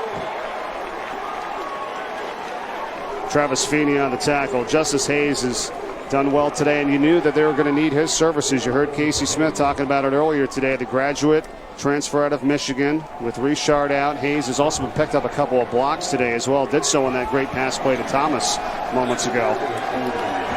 But it's 3rd and 12. And the Golden Eagles call timeout. Southern Miss takes its first time out of the half. And they'll talk it over, and we'll step aside. 7 minutes to play in the third. 3rd and 12 for Southern Miss when we come back. On the season, that separated shoulder. And over 100 yards in 4 of the last 7 games. But Washington defensively is making life difficult on Mullens and that quarterback position. Oh, their muscle up front right now is flexing. I mean, you see it here. The physicality of this defense is what's impressive. And you see it there. And then you come back, just team defense. I said it earlier, a lot of athletic and aware defenders on the football field. They just don't rely on their athleticism. You can tell these guys are studying film. They know what's coming up next.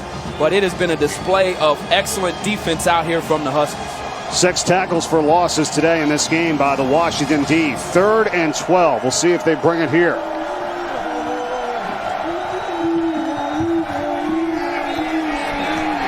Mullens cannot get away again, and we just showed him Elijah Qualls, and he makes the play.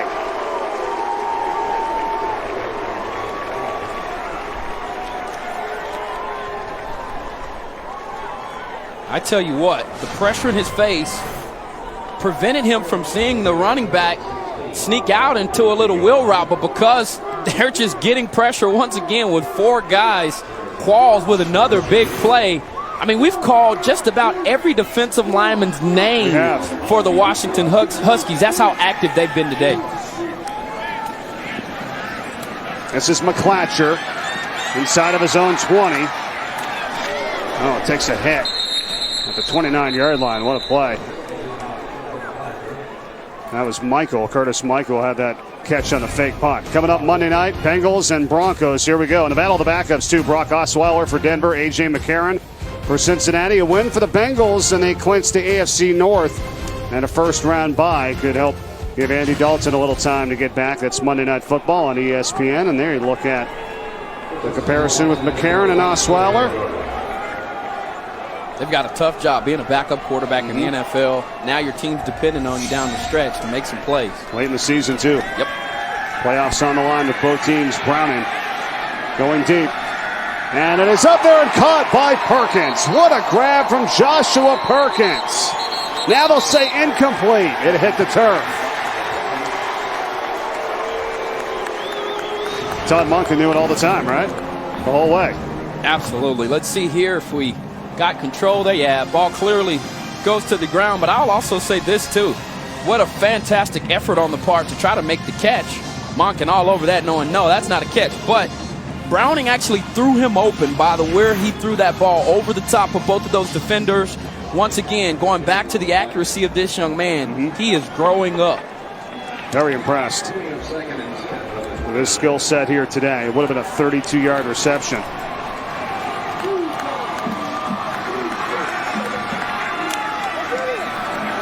Browning and Mickens. This one is a catch, and a sliding reception by Jaydon Mickens.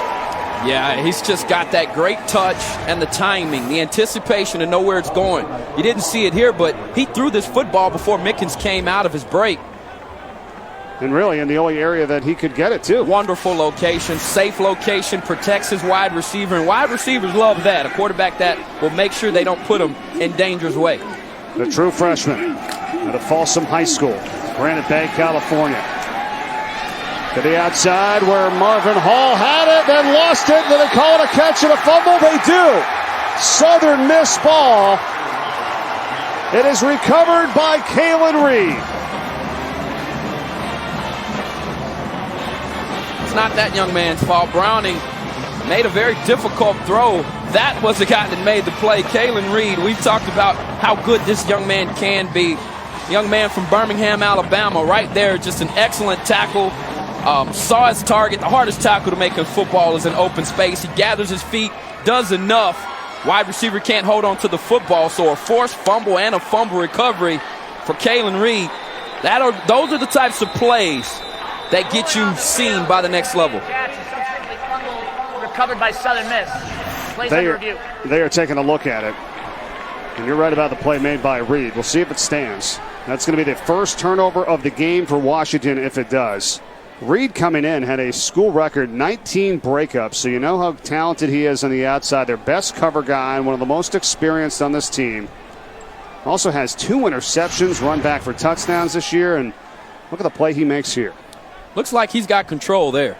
As far as I'm concerned, he tucks it. It'd be extremely hard to overturn this call. So wide receiver there tucks the football in, and that's what they look for, right? Caught the football here and watch him tuck it in that right arm. Looks like a catch. Just a savvy play there by Kalen Reed. And you mentioned a guy that has a lot of pass breakups. Does not have outstanding ball skills, but you don't want to throw his way because, look, he's going to knock it down, and it's usually going to end up on the ground. He's also got a team-high 7 tackles today, Kalen Reed for Southern Miss. Now, the ruling on the field was a fumble, a catch, and a fumble. We'll see. Here we go. After review, the ruling on the field is confirmed. The Southern Miss's ball, first down. So confirmed. Absolutely. Catch and fumble, Southern Miss in their first takeaway here today.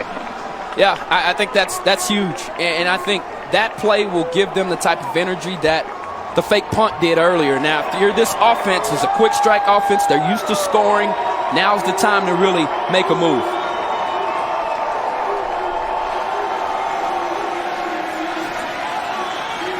Nick Mullens dumps it off for Smith. Ito Smith with a catch, gets a block, and is close to the first down. A lot of energy on the sidelines right now. Let's go down to Casey. Well, Mike, absolutely. There's a lot of energy down here, and that's one of the things that this Southern Miss coaching staff has preached this season is believing that no matter what is happening in the game, they're still in it. And only down by 7 here at the moment as Mullens carries and has the first. And that is rare for Mullens to make that decision, but you saw him there. He can beat you. as he got up, looking like he might have slipped, maybe limping there. But I tell you what, Mike Thomas also going off the football field, not something you want to see if you're a Golden Eagle fan. No, definitely not. So Thomas hobbling off. He's had some great catches today for this group. And that takes away one of their top targets right now. First down and 10.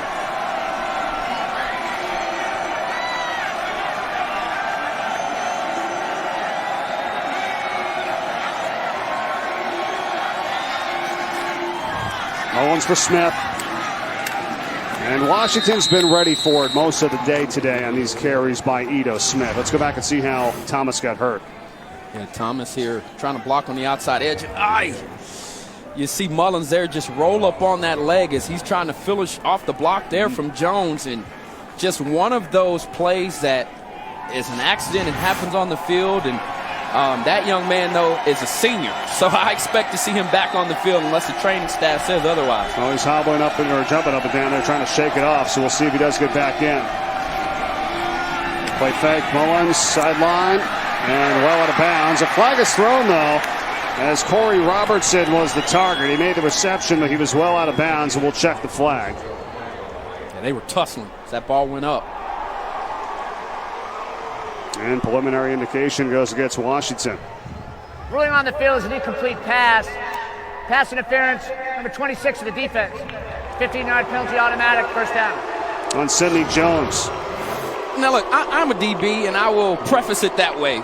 But these guys look like they're competing for the football. Jones has his head back, and if you ask me, look like the wide receiver right there, right here, has more of an extension than the defensive back. I'm not sure if that was the best call there. I think you let those two guys play the play out. This is an aggressive style defense. I didn't quite see the pass interference there. I agree with you, Ahmad. It looked like they were right at the end with the left hand that Robertson was kind of pushing off with. Mullens now finds Martin on the catch. And Casey Martin has a first down. Brian Clay makes a tackle. That's a gain of 16. Yeah, I really like what this young man brings to the table as they go to speed up offense. He's a dangerous slot player. Smith. And inside the 10 with a carry, about 2, maybe 3 yards. Sam Wuching makes the play for Washington. And now this is where they kind of get down and gritty here in this area inside the red zone. They held them last time to a field goal opportunity.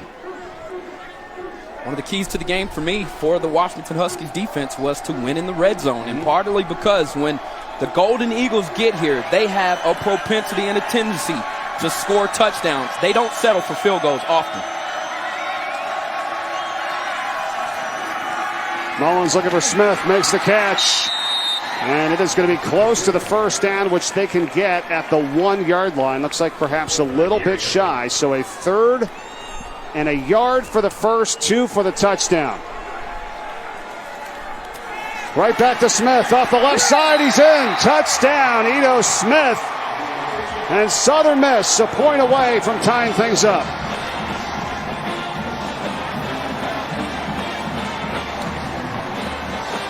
Hard not to go back to that turnover from Kalen Reed and say that was the juice that the Golden Eagles needed. Just a good play to get them back, and then your offense comes out on the field, gets some good rhythm off a sudden change, and Ito Smith there finishing off with the touchdown. Southern Miss is looking to tie the ball game up here with an extra point. Flags come in.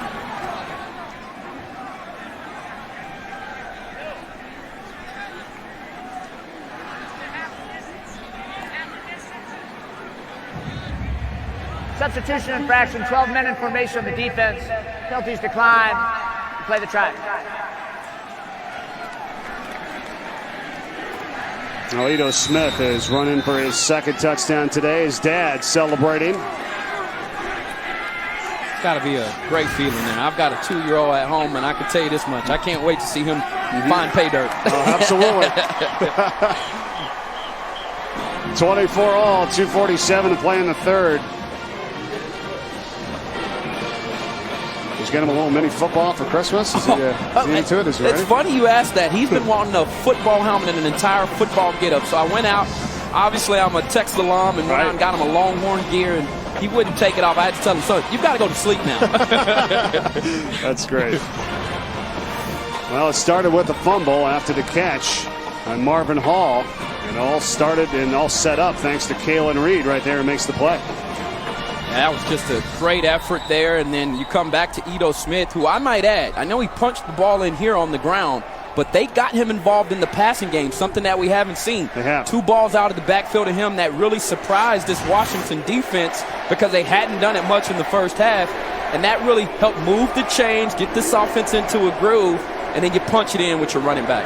How about the big plays today? Thomas with a 56-yard touchdown reception, who went out on that drive, who was hurt. And I think you're right about getting Smith involved in the passing game as well out of the backfield.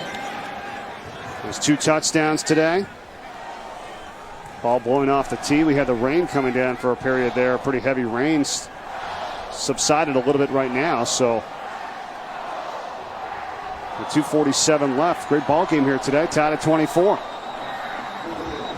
2 minutes 43 seconds off the clock in that last drive. 7-play drive for Southern Miss.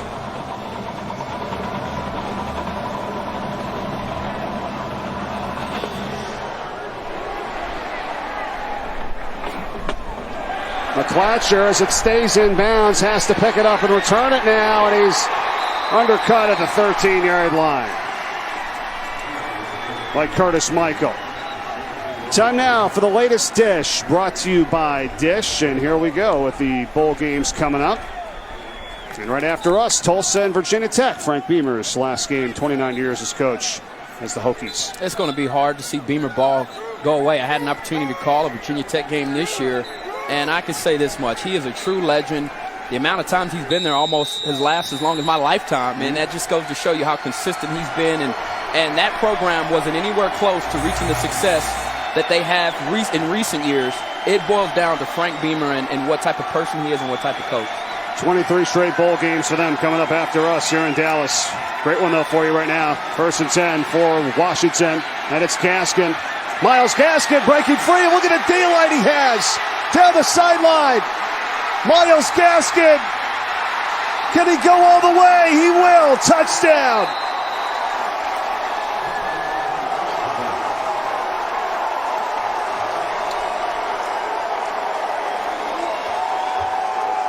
That's an 86-yard run for the score.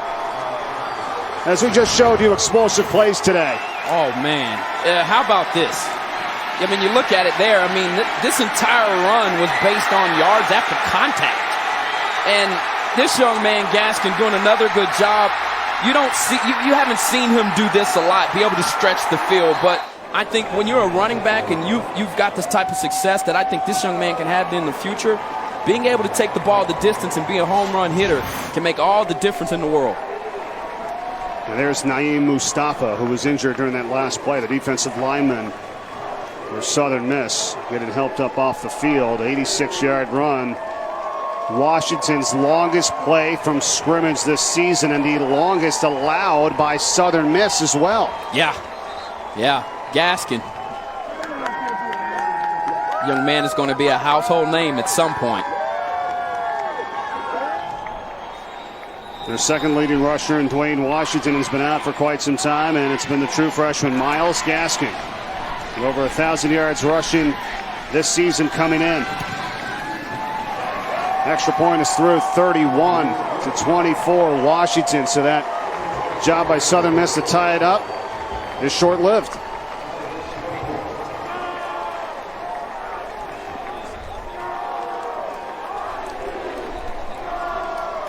Well, just when you thought that the Golden Eagles had gotten the momentum, you come back out on the football field, and frankly, this Huskies offense was sputtering. And all of a sudden, you come back, you hand the ball off to your guy. He goes for it. And now that run takes him over 100-yard mark. Now it puts him at a 8.8 average. Everything changes now. 3 touchdowns on the day. I know it's early, and I know we haven't hit the fourth quarter yet, but my guess for MVP at this point would be the young freshman, Myles Gaskin. Can't disagree with you for right now. Longest run in Heart of Dallas Bowl history. And for more on Gaskin, let's go back downstairs to Casey Smith. Myles Gaskin down here on the sidelines, as you can imagine, staying really humble, but the offensive line keeps reminding him of how well he's playing in this game. Right tackle Caleb McGarry has picked him up multiple times, thrown him over his shoulder, and Gaskin just keeps saying, thanks guys, thank you so much. Really fun to watch down here. Oh, it's been fun to watch from up here with these two true freshmen and Gaskin and Browning at quarterback. I mean, it's two very special players for this group. And if you're Gaskin, you don't want to upset your offensive lineman anyway. Exactly, you do not.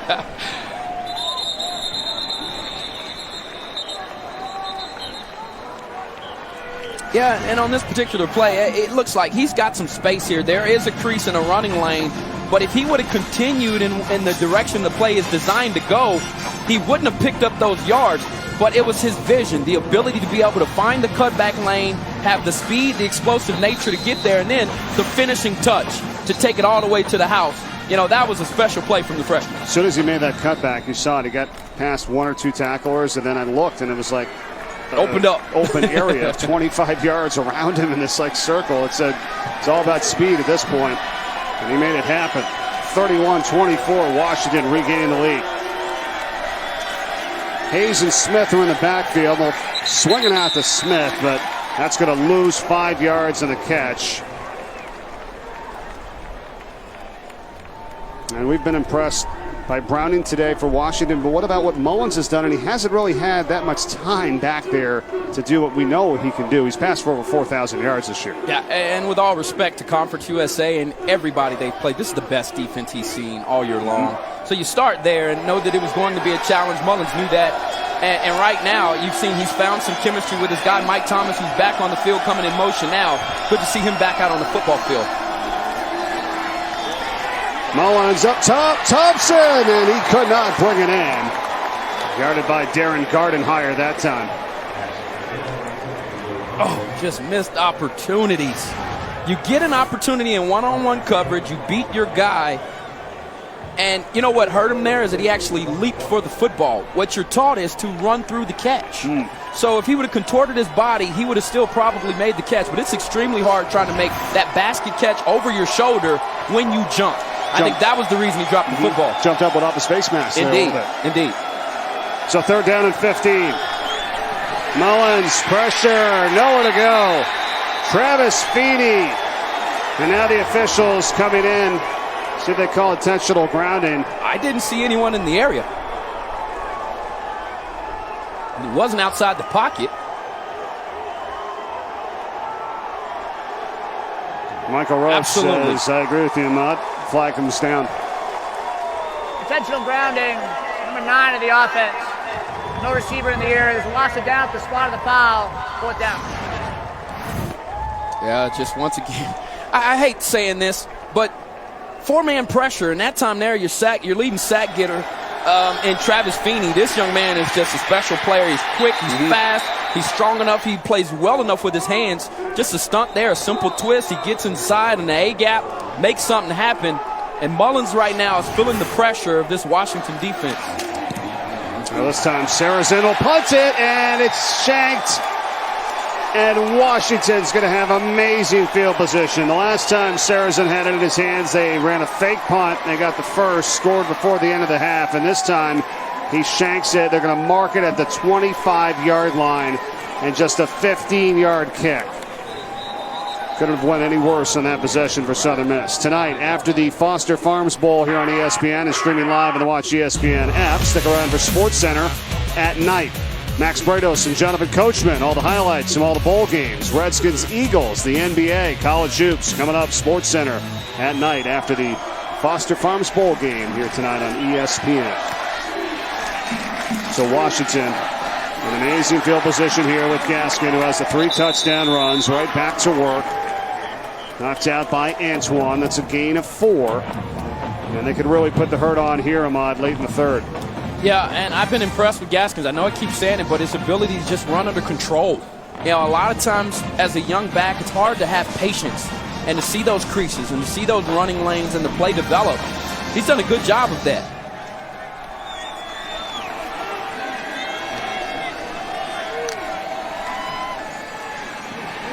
Browning stepping up, going for the end zone and overthrown for Mickens. And that is one of the areas that they feel like Jake Browning can improve on. Early on in the year, the young man had a tendency to not let the play develop, and he would abort the play, get outside of the pocket, start doing his own thing, and that was what they said. We need to teach this young man how to work the pocket. He's a passer, so figure out a way to step up in that pocket, get comfortable, make people miss with your movement, and then deliver a throw downfield. 3rd down and 6. And Browning trying to beat him with his legs this time and has it to the 10 for the 1st down. I was just about to say, when you mentioned that comment, he's not really a runner, but that time he's able to go for the 1st. Injured man down on the field. And that's Denarius Antoine. That would hurt. The defensive back. And this kid is an NFL prospect, a junior college transfer, most active leader. It's the left side of your screen here, probably some contact there. Oh, Looked like that thigh area. And that left arm of his teammate. Around the gut area. Knocked the wind out of him maybe, and now he's up. And that hurts. No question. Antoine's their leading tackler. And to your point, to Browning, early on in the ball game, and I believe it was the second drive they had, their first scoring drive, you saw him use his feet, and it really surprised the Golden Eagles defense. And as I've said before, he's not a runner. He's not a guy you're going to make up design quarterback runs for, but he's athletic enough to beat you when you drop guys back in coverage and there is nowhere to throw the football. Which he just did. Yes, exactly. That's all you need. You add that part to his game and look out. True freshman. 45 seconds to go in the 3rd. 1st and 10. Gaskin comes off to the right and gets inside the 5-yard line. They could get another 1st at the 1. And we're winding down here in the 3rd. Yeah, and Washington right now, that was just power offense. They brought 2 tight ends on the football field, and they right now are trying to enforce their will on this Golden Eagles defense. And has them running the football taking a toll on them? We'll find out here as we move into the 4th quarter. So they'll let it wind down here, and they'll have 2nd down and 4 to begin the 4th, and a chance to go up a couple scores. Washington in their 6th straight bowl game, trying to win 2 of the last 3 here in Dallas, Texas. We'll take a 7-point lead to the 4th. It's been a great one here today. Washington, Southern Miss meeting for the first time ever. Huskies by 7, looking for more in the 4th when we come back.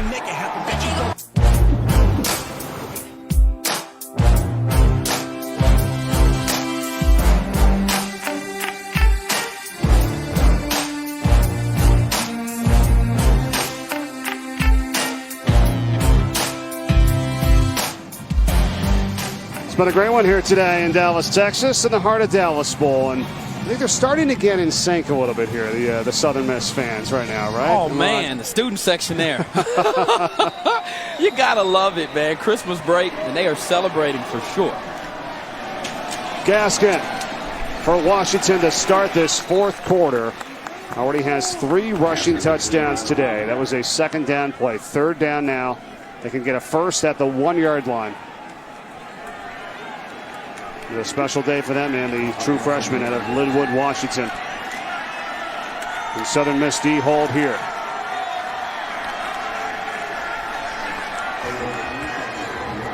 I'm a little surprised to not see Gaskin in the ball game right now. They've opted to go with Lance Coleman at the running back spot.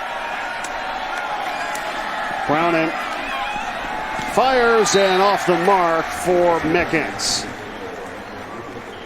That's that zigzag route. It's really hard to get. You're trying to get the defensive back going one direction, and then you cut back out, and the ball just wasn't thrown in the right location. And actually, he slipped out of his break, but that would have been a perfect ball. So after you go back and look at it, I mean, that's a play there in one-on-one coverage where you can really take advantage of a guy who's up in your face. So Cameron Van Winkle with a field goal attempt here of 21 yards. And it's good. 34-24 now. The lead is 10. 45 seconds into the 4th. And that's the first time today that either team has had back-to-back scores. Coming up tonight right here on ESPN, Capital One Bowl Mania continues. Frank Beamer's last game, 29 years, the head coach at Virginia Tech. They'll take on Tulsa. Then it's the Foster Farms Bowl versus UCLA and Nebraska at 9:15 p.m. right here on ESPN. And UCLA and their quarterback, Josh Rosen. How about what he's done in his freshman season? Rosen has some swag now. I mean, you see your guy with a hot tub in his dorm room, and then you see him come out on the football field, and honestly, he plays with that same type of confidence. And it's hard to be a freshman to step in, gain the respect of your teammates. And if you are a freshman who does have a voice in the locker room, you better be able to perform like he has, so the older guys will listen to you.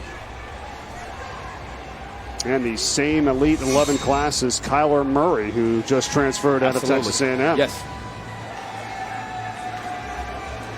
Transferred to Oklahoma. And we'll be playing in this stadium. That's right. In a few years. There's Ito Smith. Southern Miss was down 11 earlier, 21-10. Now 10-point deficit still. This entire fourth quarter to go. Short kick. Michael makes the reception. Curtis Michael, and he will get, he takes the kickoff, I should say, across the 30-yard line. So we'll see what happens on this drive for Southern Miss. And how about the history here from the Cotton Bowl in Dallas, Texas? And you played here numerous times when you were at Texas. Of course, the Red River rivalry, and then you played in 2 bowl games in the stadium. This place, when you grow up in the state of Texas like I did, and you're able to, have an opportunity to play in one of the greatest games in college football, the Texas OU game, and to have an opportunity to play in a bowl game here, I feel extremely honored. And the history of this stadium, for guys like me who are football junkies, it's just something about playing in a place where some of the all-time greats have played at before. There's Hayes, and brought down the backfield for a loss by Greg Gaines. Let's go down to Casey for more. And you've been around this area, Casey. You've got some memories from this place too, don't you? I have, Mike. I grew up in this area, but the most memorable one, and it's a negative memory for me, was in 2005. I graduated from Texas A&M, but I came to this game in high school. They played Tennessee. They handled them pretty well, and I heard Rocky Top, I swear, for like weeks in my sleep. It was awful. That's got to be tough. I mean, Mullens facing pressure, and that's been tough for him today. Incomplete pass. And it'll be 3rd and long. And that's it. Of course, here at the historic Cotton Bowl today with the Heart of Dallas Bowl now in its 5th season here in Dallas, Texas. 4-man pressure, 4-man rush, and they're getting home base. And you can see, a lot of people at home are going, well, how are they getting to the quarterback? When you drop 7 guys back in coverage, right, you keep things in front of you, you can defend a dynamic passer like Mullens, and that's what this defense has been able to do for the majority of this ball game. We saw it, 9 tackles for losses today, 3 sacks. They've hit Mullens 10 times. Gets it out to Smith, and upended. Well shy of the first down. What a tackle. Buda Baker. Yeah, no question about it. You're coming downhill this fast. You've got to gather yourself, and he almost slipped out of this thing. But a great job there of grabbing onto something. One of the most frustrating things as a guy who took pride in my tackling is seeing some of these younger players now throw those wings out there, throw the back out there. That's how you tackle if you're at home watching. Wrap him up and drag him to the ground.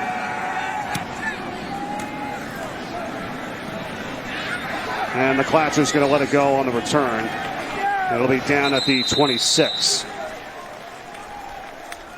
We will be back. Washington up by 10 here in the Heart of Dallas Bowl. 4th, and they'll have it back. Their offensive coordinator in the 2nd season, Jonathan Smith, was the offensive coordinator at Montana for 2 years and went to be the quarterback's coach at Boise State for a couple with Chris Peterson, and then came here when he became the head coach. I know, Casey, you caught up with him earlier this week, didn't you? Absolutely, Mike. And what he said was that Jake Browning really progressed this season as a young quarterback. But the biggest difference that they saw was when they had their defense self-scout him in the last half of the season, they really noticed how much better he became as a step-up passer, and they really liked how much more comfortable he got in the pocket. Gaskin carries across the 30 to the 31. That's the thing. And I know earlier this season, I remember some articles about, what was happening with Washington offensively, and Jonathan Smith and Coach Chris Peterson says, I back this guy, and he's done a great job. And, he has. I mean, he's been working with true freshmen in all facets of his offense. Quarterback, running back, wide receiver, and they've done a great job. Yeah. And live reps have been the best thing to help this young man develop.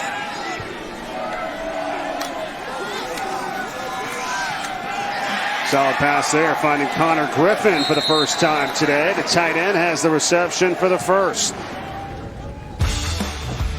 Here's what this guy did in high school. National record, Ahmad. 229 yards, 229 touchdowns. Well, you see him there working his eyes, manipulating defenders like we talked about earlier. When you watch this kid in his high school reel, it's clear to see why he's a rising quarterback there in the Pac-12, a conference that's known for having some gunslingers. Good at 91 touchdowns as a senior. Gaskin for a couple. And the way that he's really just been able to control and manage this game. I mean, you go back and look at it. And this has been a very, very balanced attack today for Washington. Before this drive, 30 runs for 223 yards, 30 passes for 248 yards on 60 plays. And it starts with this guy who gets a lot of run-pass options. So it's up to him to decide whether they want to run or pass. He's making some really good decisions right now. Second down. And stepping up. And won't get away this time. Finally taken down by Michael Smith. Dylan Bradley was in there as well early. And it's going to be 3rd and long. Golden Eagles just tired of him making plays with his feet. He's beat him a few times today when they weren't able to get the pressure on him that they needed, and he's busted outside of the pocket. And now, forced with a 3rd and long situation. And if I'm this Huskies offense, I give it back to the hands of Browning and see what this young man can do. Can he find the right target? And to keep an eye on 4, Jaydon Mickens, or 82, Joshua Perkins, the wide receiver and tight end. They've been special today. Browning, and looking this time for Darrell Daniels, and it got broken up. A flag is down in the secondary. It's Devontae Foster there on coverage. Early contact there. Pass interference, number 15 to the defense. Automatic, first down. Devontae Foster playing a lot more today, especially with Cornell Armstrong being out the cornerback for undisclosed reasons. And now, like I said, I just think Southern Miss defense is fed up with hearing about how successful the Washington Huskies have been in that time there, getting their own pressure on the quarterback. Yeah, Dylan Bradley had good pressure on Browning that time. Now McClatcher, and he's taken down by Xavier Thigpen.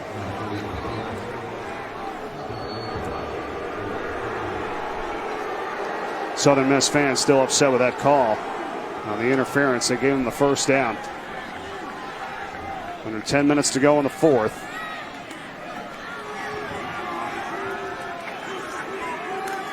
Look at the rush yards today. 231 to 21 in favor of the Huskies. Gaskin. And the helmet came off of Sherrod Huff that time, who helped to make the tackle. Washington doing a good job of maintaining this drive, getting their defense some rest on the sideline, milking the clock. Now back to a 3rd and short situation. And 3rd down is one of the most important downs in football for sure, but you got to put in work on 1st and 2nd down like they had in this particular series of downs. And now you come back and now you've got options. You can run the football or you can pass. Gaskin today has 134 yards rushing. They elect to pass here, and Browning has nowhere to go. And a flag is down, and this pass is caught. Amazingly caught here by Hall. Let's see. A flag is down. Marvin Hall makes the catch. Holding an eligible receiver, number 11 of the defense. Wow. The fouls decline. Result of the play, first down. And so Kalen Reed, who's called for the penalty there, and what a play by Hall. Yeah, this was just good pre-snap and post-snap adjustments there on the part of Browning. And as he's running out, sees the pressure there, that ball doesn't have a lot of RPMs on it, but it's thrown in the right location and only where his wide receiver can catch it. Here's the contact here, the little pull and the tug. And, and as a former defensive back and corner, I could tell you this. You're going to always get called when that hand's high. You want to keep it low if you're going to hold. Quick pass out to Mickens, who makes the catch and is inside the 15.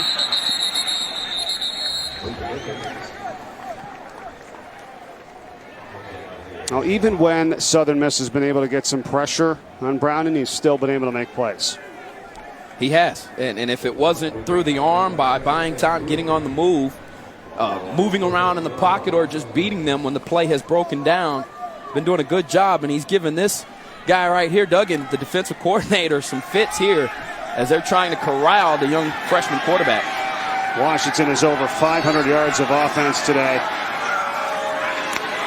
You see the red zone, 2 touchdowns in the 4 possessions. Gaskin looking to add to it, and he will. He's in for the touchdown. His 4th of the ball game.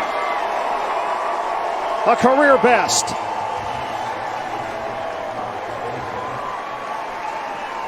I have bragged a lot today on his ability to be able to bounce off defenders, but watch the cut here at the second level. Set up the block beautifully, and then gets back inside, and then he's just got a nose to finish those plays off. And this young man right now knows, I'm having the game of my life right now, scoring 4 touchdowns, and could be the MVP of this game when it's all said and done. Well, earlier he had the 6th longest run in school history on that 86-yarder, longest in 15 years by a Husky. And he's the first Husky now to have 4 touchdowns in a game in 43 years. Celebration, 41-24. Alice Bowl, brought to you by Zaxby's, the official chicken of sports fans. Indescribably good. Rain-X wiper blades. Rain-X, outsmart the elements. And Quicksilver from Capital One. Earn unlimited 1.5% cash back every purchase, every day. Washington has opened it up 41-24. What a day for Myles Gaskin. There you go. That's about right. Great for game day. Those signs right No there. doubt, Washington today, Browning, Gaskin, and Mickens, the wideout. Pretty good. Yeah, how much do you think those guys' mug shots are going to change when they're seniors? I mean, they're going to look back and laugh at those. I know I do for my freshman year, but he's just been outstanding. And to think that these guys still have several years to play together. And the best part about it, Browning being able to protect the football, the 1 turnover for the Huskies led to points. But all in all, this offense has been rather clean. How about Washington with 2 bowl records today for their history? The 4 rushing touchdowns by Gaskin and the longest run of 86 yards. And now on the return here is Denarius Antoine for Southern Miss. We'll see if they can make something happen on offense. They need it now, down by 17. Well, that continues. ESPN, Capital One Bowl Mania, Monday at 2:30, Pittsburgh and Navy in the Military Bowl. Then at 5 on ESPN2, the Quick Lane Bowl with Central Michigan and Minnesota. How about Navy and Keenan Reynolds? 5th in the Heisman voting, Division I record, Ahmad, 85 rushing touchdowns. Those games will be a lot of fun. And a more outstanding young man. I mean, you put all those numbers up, and then you say the best part about him, he's a guy that is a tremendous leader for his team, and all of his teammates speak well of him. Unbelievable year for Navy. And also that Central Michigan-Minnesota game should be good as well. Going up top here now, and almost Thomas again. Michael Thomas. And he's upset with himself. Rightfully so. He had grass in front of him, as it looks like Sidney Jones comes up pulling a hamstring there, and you see him immediately when he falls. He holds that right hamstring. But Thomas, wow. That's one of those plays as a senior. He knows he should have had maybe his 2nd touchdown of the day. Well, he's had 7 catches today for 153 yards and that touchdown. And he felt like, I've made harder catches than this before. Absolutely. So that one hurts. They needed that. 7:39 still to go in the 4th. Now it's Smith. I got to credit this Washington defense. We've seen that play a lot today. Kind of familiar 1-2 yard gain to Ito Smith. That's just intimidating right there. I mean, you got the backside defensive end, Joe Mathis, tracking down a football on the opposite side of the field. And that's why I said these guys play team defense. They run in the football exceptionally well, and that is why they have gone through the Pac-12 conference and really put up some great numbers. 30 runs today, 22 yards for Southern Miss. 3rd and 9. Mullens gets it to Smith and crushed 2 yards shy of the first down. This has probably got to be 4-down territory here at this point, right? I agree. And then this defense right now, they smell blood. You see the way they're flying around out here, taking the right angles, and the energy you can see. They are trying to shut them down. And Pete Kwiatkowski, the defensive coordinator for Washington. With Boise State a long time. Coach Peterson, and now here in Washington. #1 scoring defense in the Pac-12 this year. On display here today. And on a 4th down play, they're unable to stop him, though. And a nice catch here by Thomas. Has this one and needed it as the drive will continue. Wow. I mean, good location here. He finds him, squeezes it in. And he hit him so hard, Gardenhire did, his air pad came out of his helmet. They were trying to adjust it and put it back in. Once again, talking about the physicality of these Huskies. Mullens now gets it to Casey Martin. Martin makes the play for the first down. You don't be surprised if you see Martin at the next level in the mold of a guy like Wes Welker and some of the other dynamic slot players, because he's that good. 5'10", 180, right back to him. And you can kind of see it, too, based on the size and stature and the way he's able to make those plays. And also very elusive. It's tough to bring guys like that down. Those are the kind of guys that surprise you in camp. They come in, nobody's talking about them. They make a few plays on some starters, and they just continue to ascend up the depth chart. Who's a transfer out of Houston, had the most catches of any Golden Eagle this season. And this one is off the hands of Thomas. And defending was Gardenhire. Southern Miss wants a flag, and we've seen none. Yeah, I've been impressed watching this young secondary. Gardenhire, young man from Long Beach, California, Sidney Jones, young sophomore. They are competitive, they're aggressive, and here's the deal.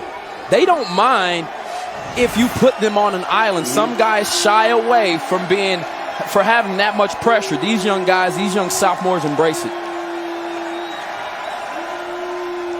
3rd and 4, Mullens. They have the first on the catch. Thomas, and eludes the defender for the touchdown.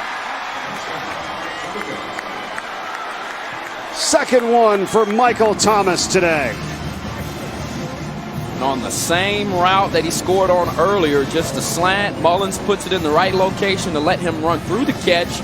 He's able to change direction and avoid going in the middle of the field, come back out and make it hard for this safety. This time he wins the matchup between Gardenhire, comes back, does a good job of getting back to the outside. Mike Thomas, he's been good today, and he should probably have another touchdown, a longer touchdown on this drive where he dropped the ball where he had beat coverage. How about it? 190 yards receiving today for Thomas. Yes, 2 touchdowns. And Southern Miss is still in it. Down by 10 with 2 timeouts left and 5:22 still on the clock. So Thomas does it again.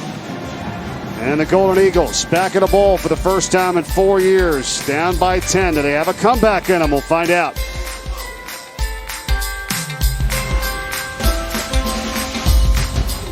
We have 5:22 left in this 4th, and immediately following the end of our game, tune in to ESPN3 for the post-game trophy ceremony presented by Capital One. We'll see who wins the 5th annual Heart of Dallas Bowl here today. Presented by Zaxby's. Mike Corey, Ahmad Brooks, Casey Smith, good to have you with us. Hope you had a great Christmas. Happy holidays, everyone. What about onside kick here, Ahmad? What do you think? Well, I mean, you're down by 10 points. You've got 5 minutes to go, and based on that last drive from the Huskies that really, just bled the clock, I think it's a smart decision to do if I'm Monk. And look, they've had some plays, particularly the fake punt, that have gone their way. Maybe you can pick up on some of that magic, get the ball back here for your offense, and try to drive one down and get closer within striking distance.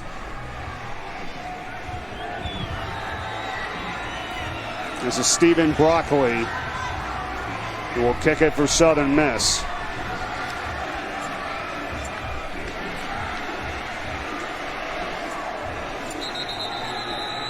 And the ball's blown off the tee numerous times here today. We had the rain coming down for a little bit.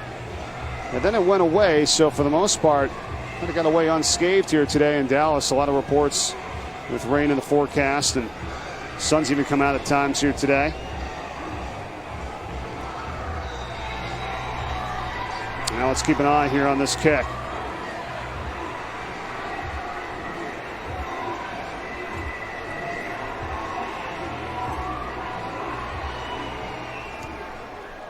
There it is. And recovered nicely by Washington. That was Rod Crate. Check it. You kidding me? That's a defensive lineman. Yes, the big defensive lineman, the senior. No, I mean, I realize that you'd have to search a lot of hands teams to find a defensive tackle who you trust to be the guy to get the football. And watch him here. He makes it look easy. This is hard trying to catch a bouncing football. The concentration and the focus. I'm not sure if I've ever seen a defensive tackle on the hands team. That's rather impressive. Taniela Tupou, the senior from Washington, and what a year he's had really for them. And you're right. I mean, that's having the big guy up front like that. And now here's Mickens on the reception for Washington. And gets into Southern Miss territory. You know, and they've been really kind of, if you will, cracking down on these, onside kicks, because we've seen, the blocking downfield, which you can't do before it goes 10 yards. Even the offsides. I mean, how many times do they kind of just let that go where 2 or 3 guys are, technically, and they really are over the line of scrimmage or, before the ball is kicked, And now it's actually starting to be called, so you've really got to be precise on those. And here's Washington now with it. And a 10-point lead and 2nd down and 6. And Southern Miss has adjusted now. They've got numbers jammed inside of the box trying to stop the run. Gaskin blocking in front for him, and Myles Gaskin has the first down. What a day for him. That was just a great job of being patient and not trying to jam that thing up inside where there's no work. You see him here. This play is designed to go inside right behind the offensive lineman there. He does a good job of latching on to what looks like Coleman Shelton, number 79. And then it's hard to spot him. I mean, he's not a big guy. He's 5'9", 192 pounds. So if you're at the last level, it's hard to track him down. But look at the numbers here. Been really strong going to the right side of the field. Nice job by our crew here with us in terms of where he's been successful today. And shut down now after a gain of about 2. Coming in, he's now cracked the top 10 in terms of single season rushing, almost 1,300 yards this year for Gaskin as a true freshman. Tough runner and a great teammate too. A lot of players and the coaches have said just a great guy to be around, very unselfish. And if you can have that, one of your top players at the running back spot, even at your quarterback too, with Jake Browning, they'll have them for quite some time. And you are so right, Mike. When you've got your best players who are your hardest workers, it sets an expectation for every other guy in the locker room that they have to meet, and that's what you're seeing out of Washington. They've got some good young players who are good leaders also. Now Coleman is checked in, and he carries, breaks out of a tackle, and Levon Coleman runs for a first down to the 25. And you're right, Amon. It's guys like this that feed off of that play, and when they come in, they make it happen. Yeah, that was just determined running right there. I mean, not wanting to go down and quick to get through and to the hole. And those are the types of running backs that defenses hate to tackle because they're aggressive. They're downhill runners. Just a good job there of navigating through traffic. Under 3 minutes left. And Washington in no hurry. They'll take this play clock as far down as they can, and the clock as well. 2:35, Coleman. Going to make it real tough now for Southern Miss. They still have the 2 timeouts remaining. They have to come up with a stop here. Cannot give up another first. And now they're in their 4-minute offense, as they like to call it, where you're trying to grind out the defense and really work the clock. And that's why I said, you asked me, was that the right call from Monken? And I think it was, because of the way that Washington has been able to control the football in time of possession. That might have been your last opportunity, and you need at least 2 more possessions to be able to tie this ball game. Clock is under 2 minutes. Gaskin back in. Look out. Inside the 5. Finally brought down by Picasso Nelson. Already with 4 touchdowns today. He almost had his 5th. Just smooth. I mean, you watch him here. It doesn't look like his motor is running all that fast, but he's eating up yardage. That time there didn't really necessarily stick his foot in the ground to cut, but he just set up his block well with that great vision that he's been able to show here at the Cotton Bowl. But another impactful run from Myles Gaskin, 178 yards, 7.4 pop. That's some good running right there. See if they give it to him to finish this off. 1st and goal. They do.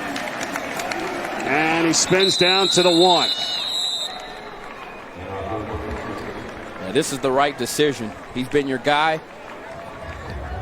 Southern Miss takes its 2nd timeout of the half. And so 1 timeout left for Southern Miss, and we'll step aside. Washington could feel it. 1:13 away from a victory in Dallas.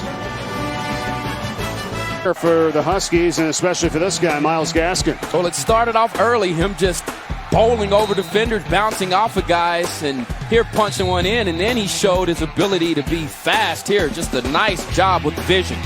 Recognizing, seeing the cutback, having the athleticism to get there, and then here another great cut and to pound it in the end zone. And he is today's Capital One Player of the Game with the 4 touchdowns, 181 yards, and he is not done yet. Here on the field right now with 2nd and goal for Washington.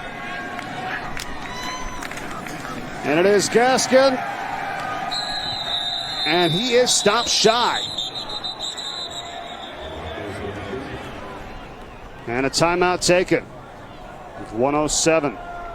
Ruling on the field's runner was stopped short of the goal line. Southern Miss calls its final timeout of the half. Previously to that play, Gaskin has helped this Huskies offense have a season high of 296 rush yards on the ground. Those are the type of eye-popping numbers. Watch it here if that second effort gets in. It looks like that ball fell just short, and maybe even the knee was down. I think that was a good call on the part of the officials. Right, he stretched it at the end. Let's go back to the studio and John Saunders. Just want to remind everybody that you should stick around a chance at taking a little peek at history. Frank Beamer in Virginia Tech, this will be his final game as head coach as they get set to kick it off against Tulsa. That's coming up. Camping World Independence Bowl. Guys? All right, John, that's right. Absolutely. Coming up right after us here in Dallas. 1:07 left. Lavon Coleman is now in the backfield. Brown in on the sneak, and he is not going to get it. And Southern Miss holds here on a 3rd and goal from just on the doorstep. And the Washington fans, with the clock running here, just 55 seconds left. And let's go for it. They're still fighting, but on this particular play now, you milk the clock down. It's almost, you would have to have expect a miracle to be able to score the amount of points they need, especially depending on what Washington does here. And I bet they're deciding, do they run an extra play and force them to drive the length of the field? There are a lot of options here for Coach Peterson. Yeah, about 19 seconds to go after they call the timeout here. Well, just over that. We'll see where they put the game clock at. But 10-point lead, though, for Washington. And they'll bring on Cameron Van Winkle for the field goal. Penalty. Because the game clock was running, it was under a minute. Penalty also includes a 10-second runoff. Southern Miss is going to decline the runoff. 4th down.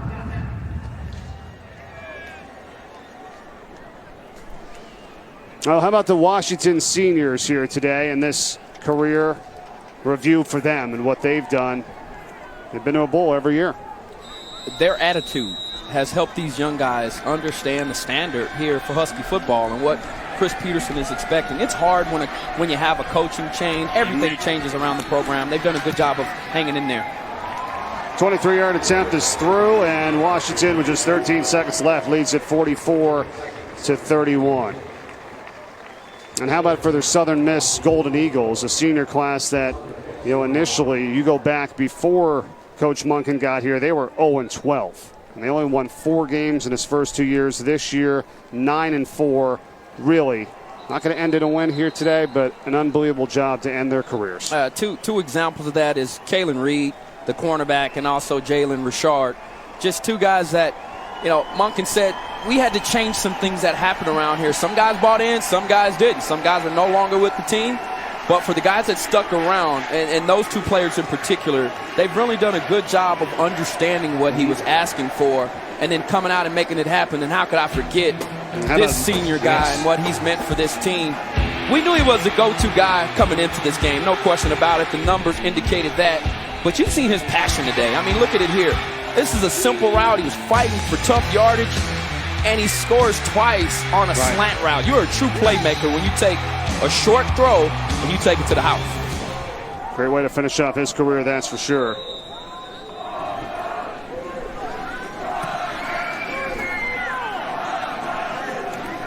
And here's Denarius Antoine on the return.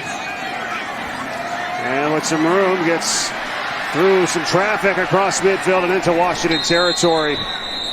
With just 3 seconds left. Got to thank our amazing crew here today from ESPN with Ben Hogg, our producer, Bruce Troit, our director, Craig Short, our technical director, punching the buttons as they get the Gatorade out now here on the Washington sideline. Andy Benz, our A1, with the audio making it sound great. Ed Spita on stats. Great job, Ed, as always. Thank you. My brother Brian Corey, our spotter, with us all season long. Awesome job, Brian. With Casey Smith on the sidelines, Ahmad Brooks, I'm Mike Corey. Thanks for being with us here today. And stay tuned. The trophy ceremony coming up on ESPN3 after we are done with this one. As Washington, in their 6th straight bowl game, is going to win it. Won 2 out of the last 3 games in the postseason. Nick Mullens, the junior, going deep for the end zone and broken up, and that'll do it. Congratulations to Washington, the 2015 Zaxby's Heart of Dallas Bowl winners here today. And Chris Peterson, now with a over 500 winning percentage in every season as head coach in 10 years. Congratulations to the Huskies. That's it for us here from Dallas. And now let's go to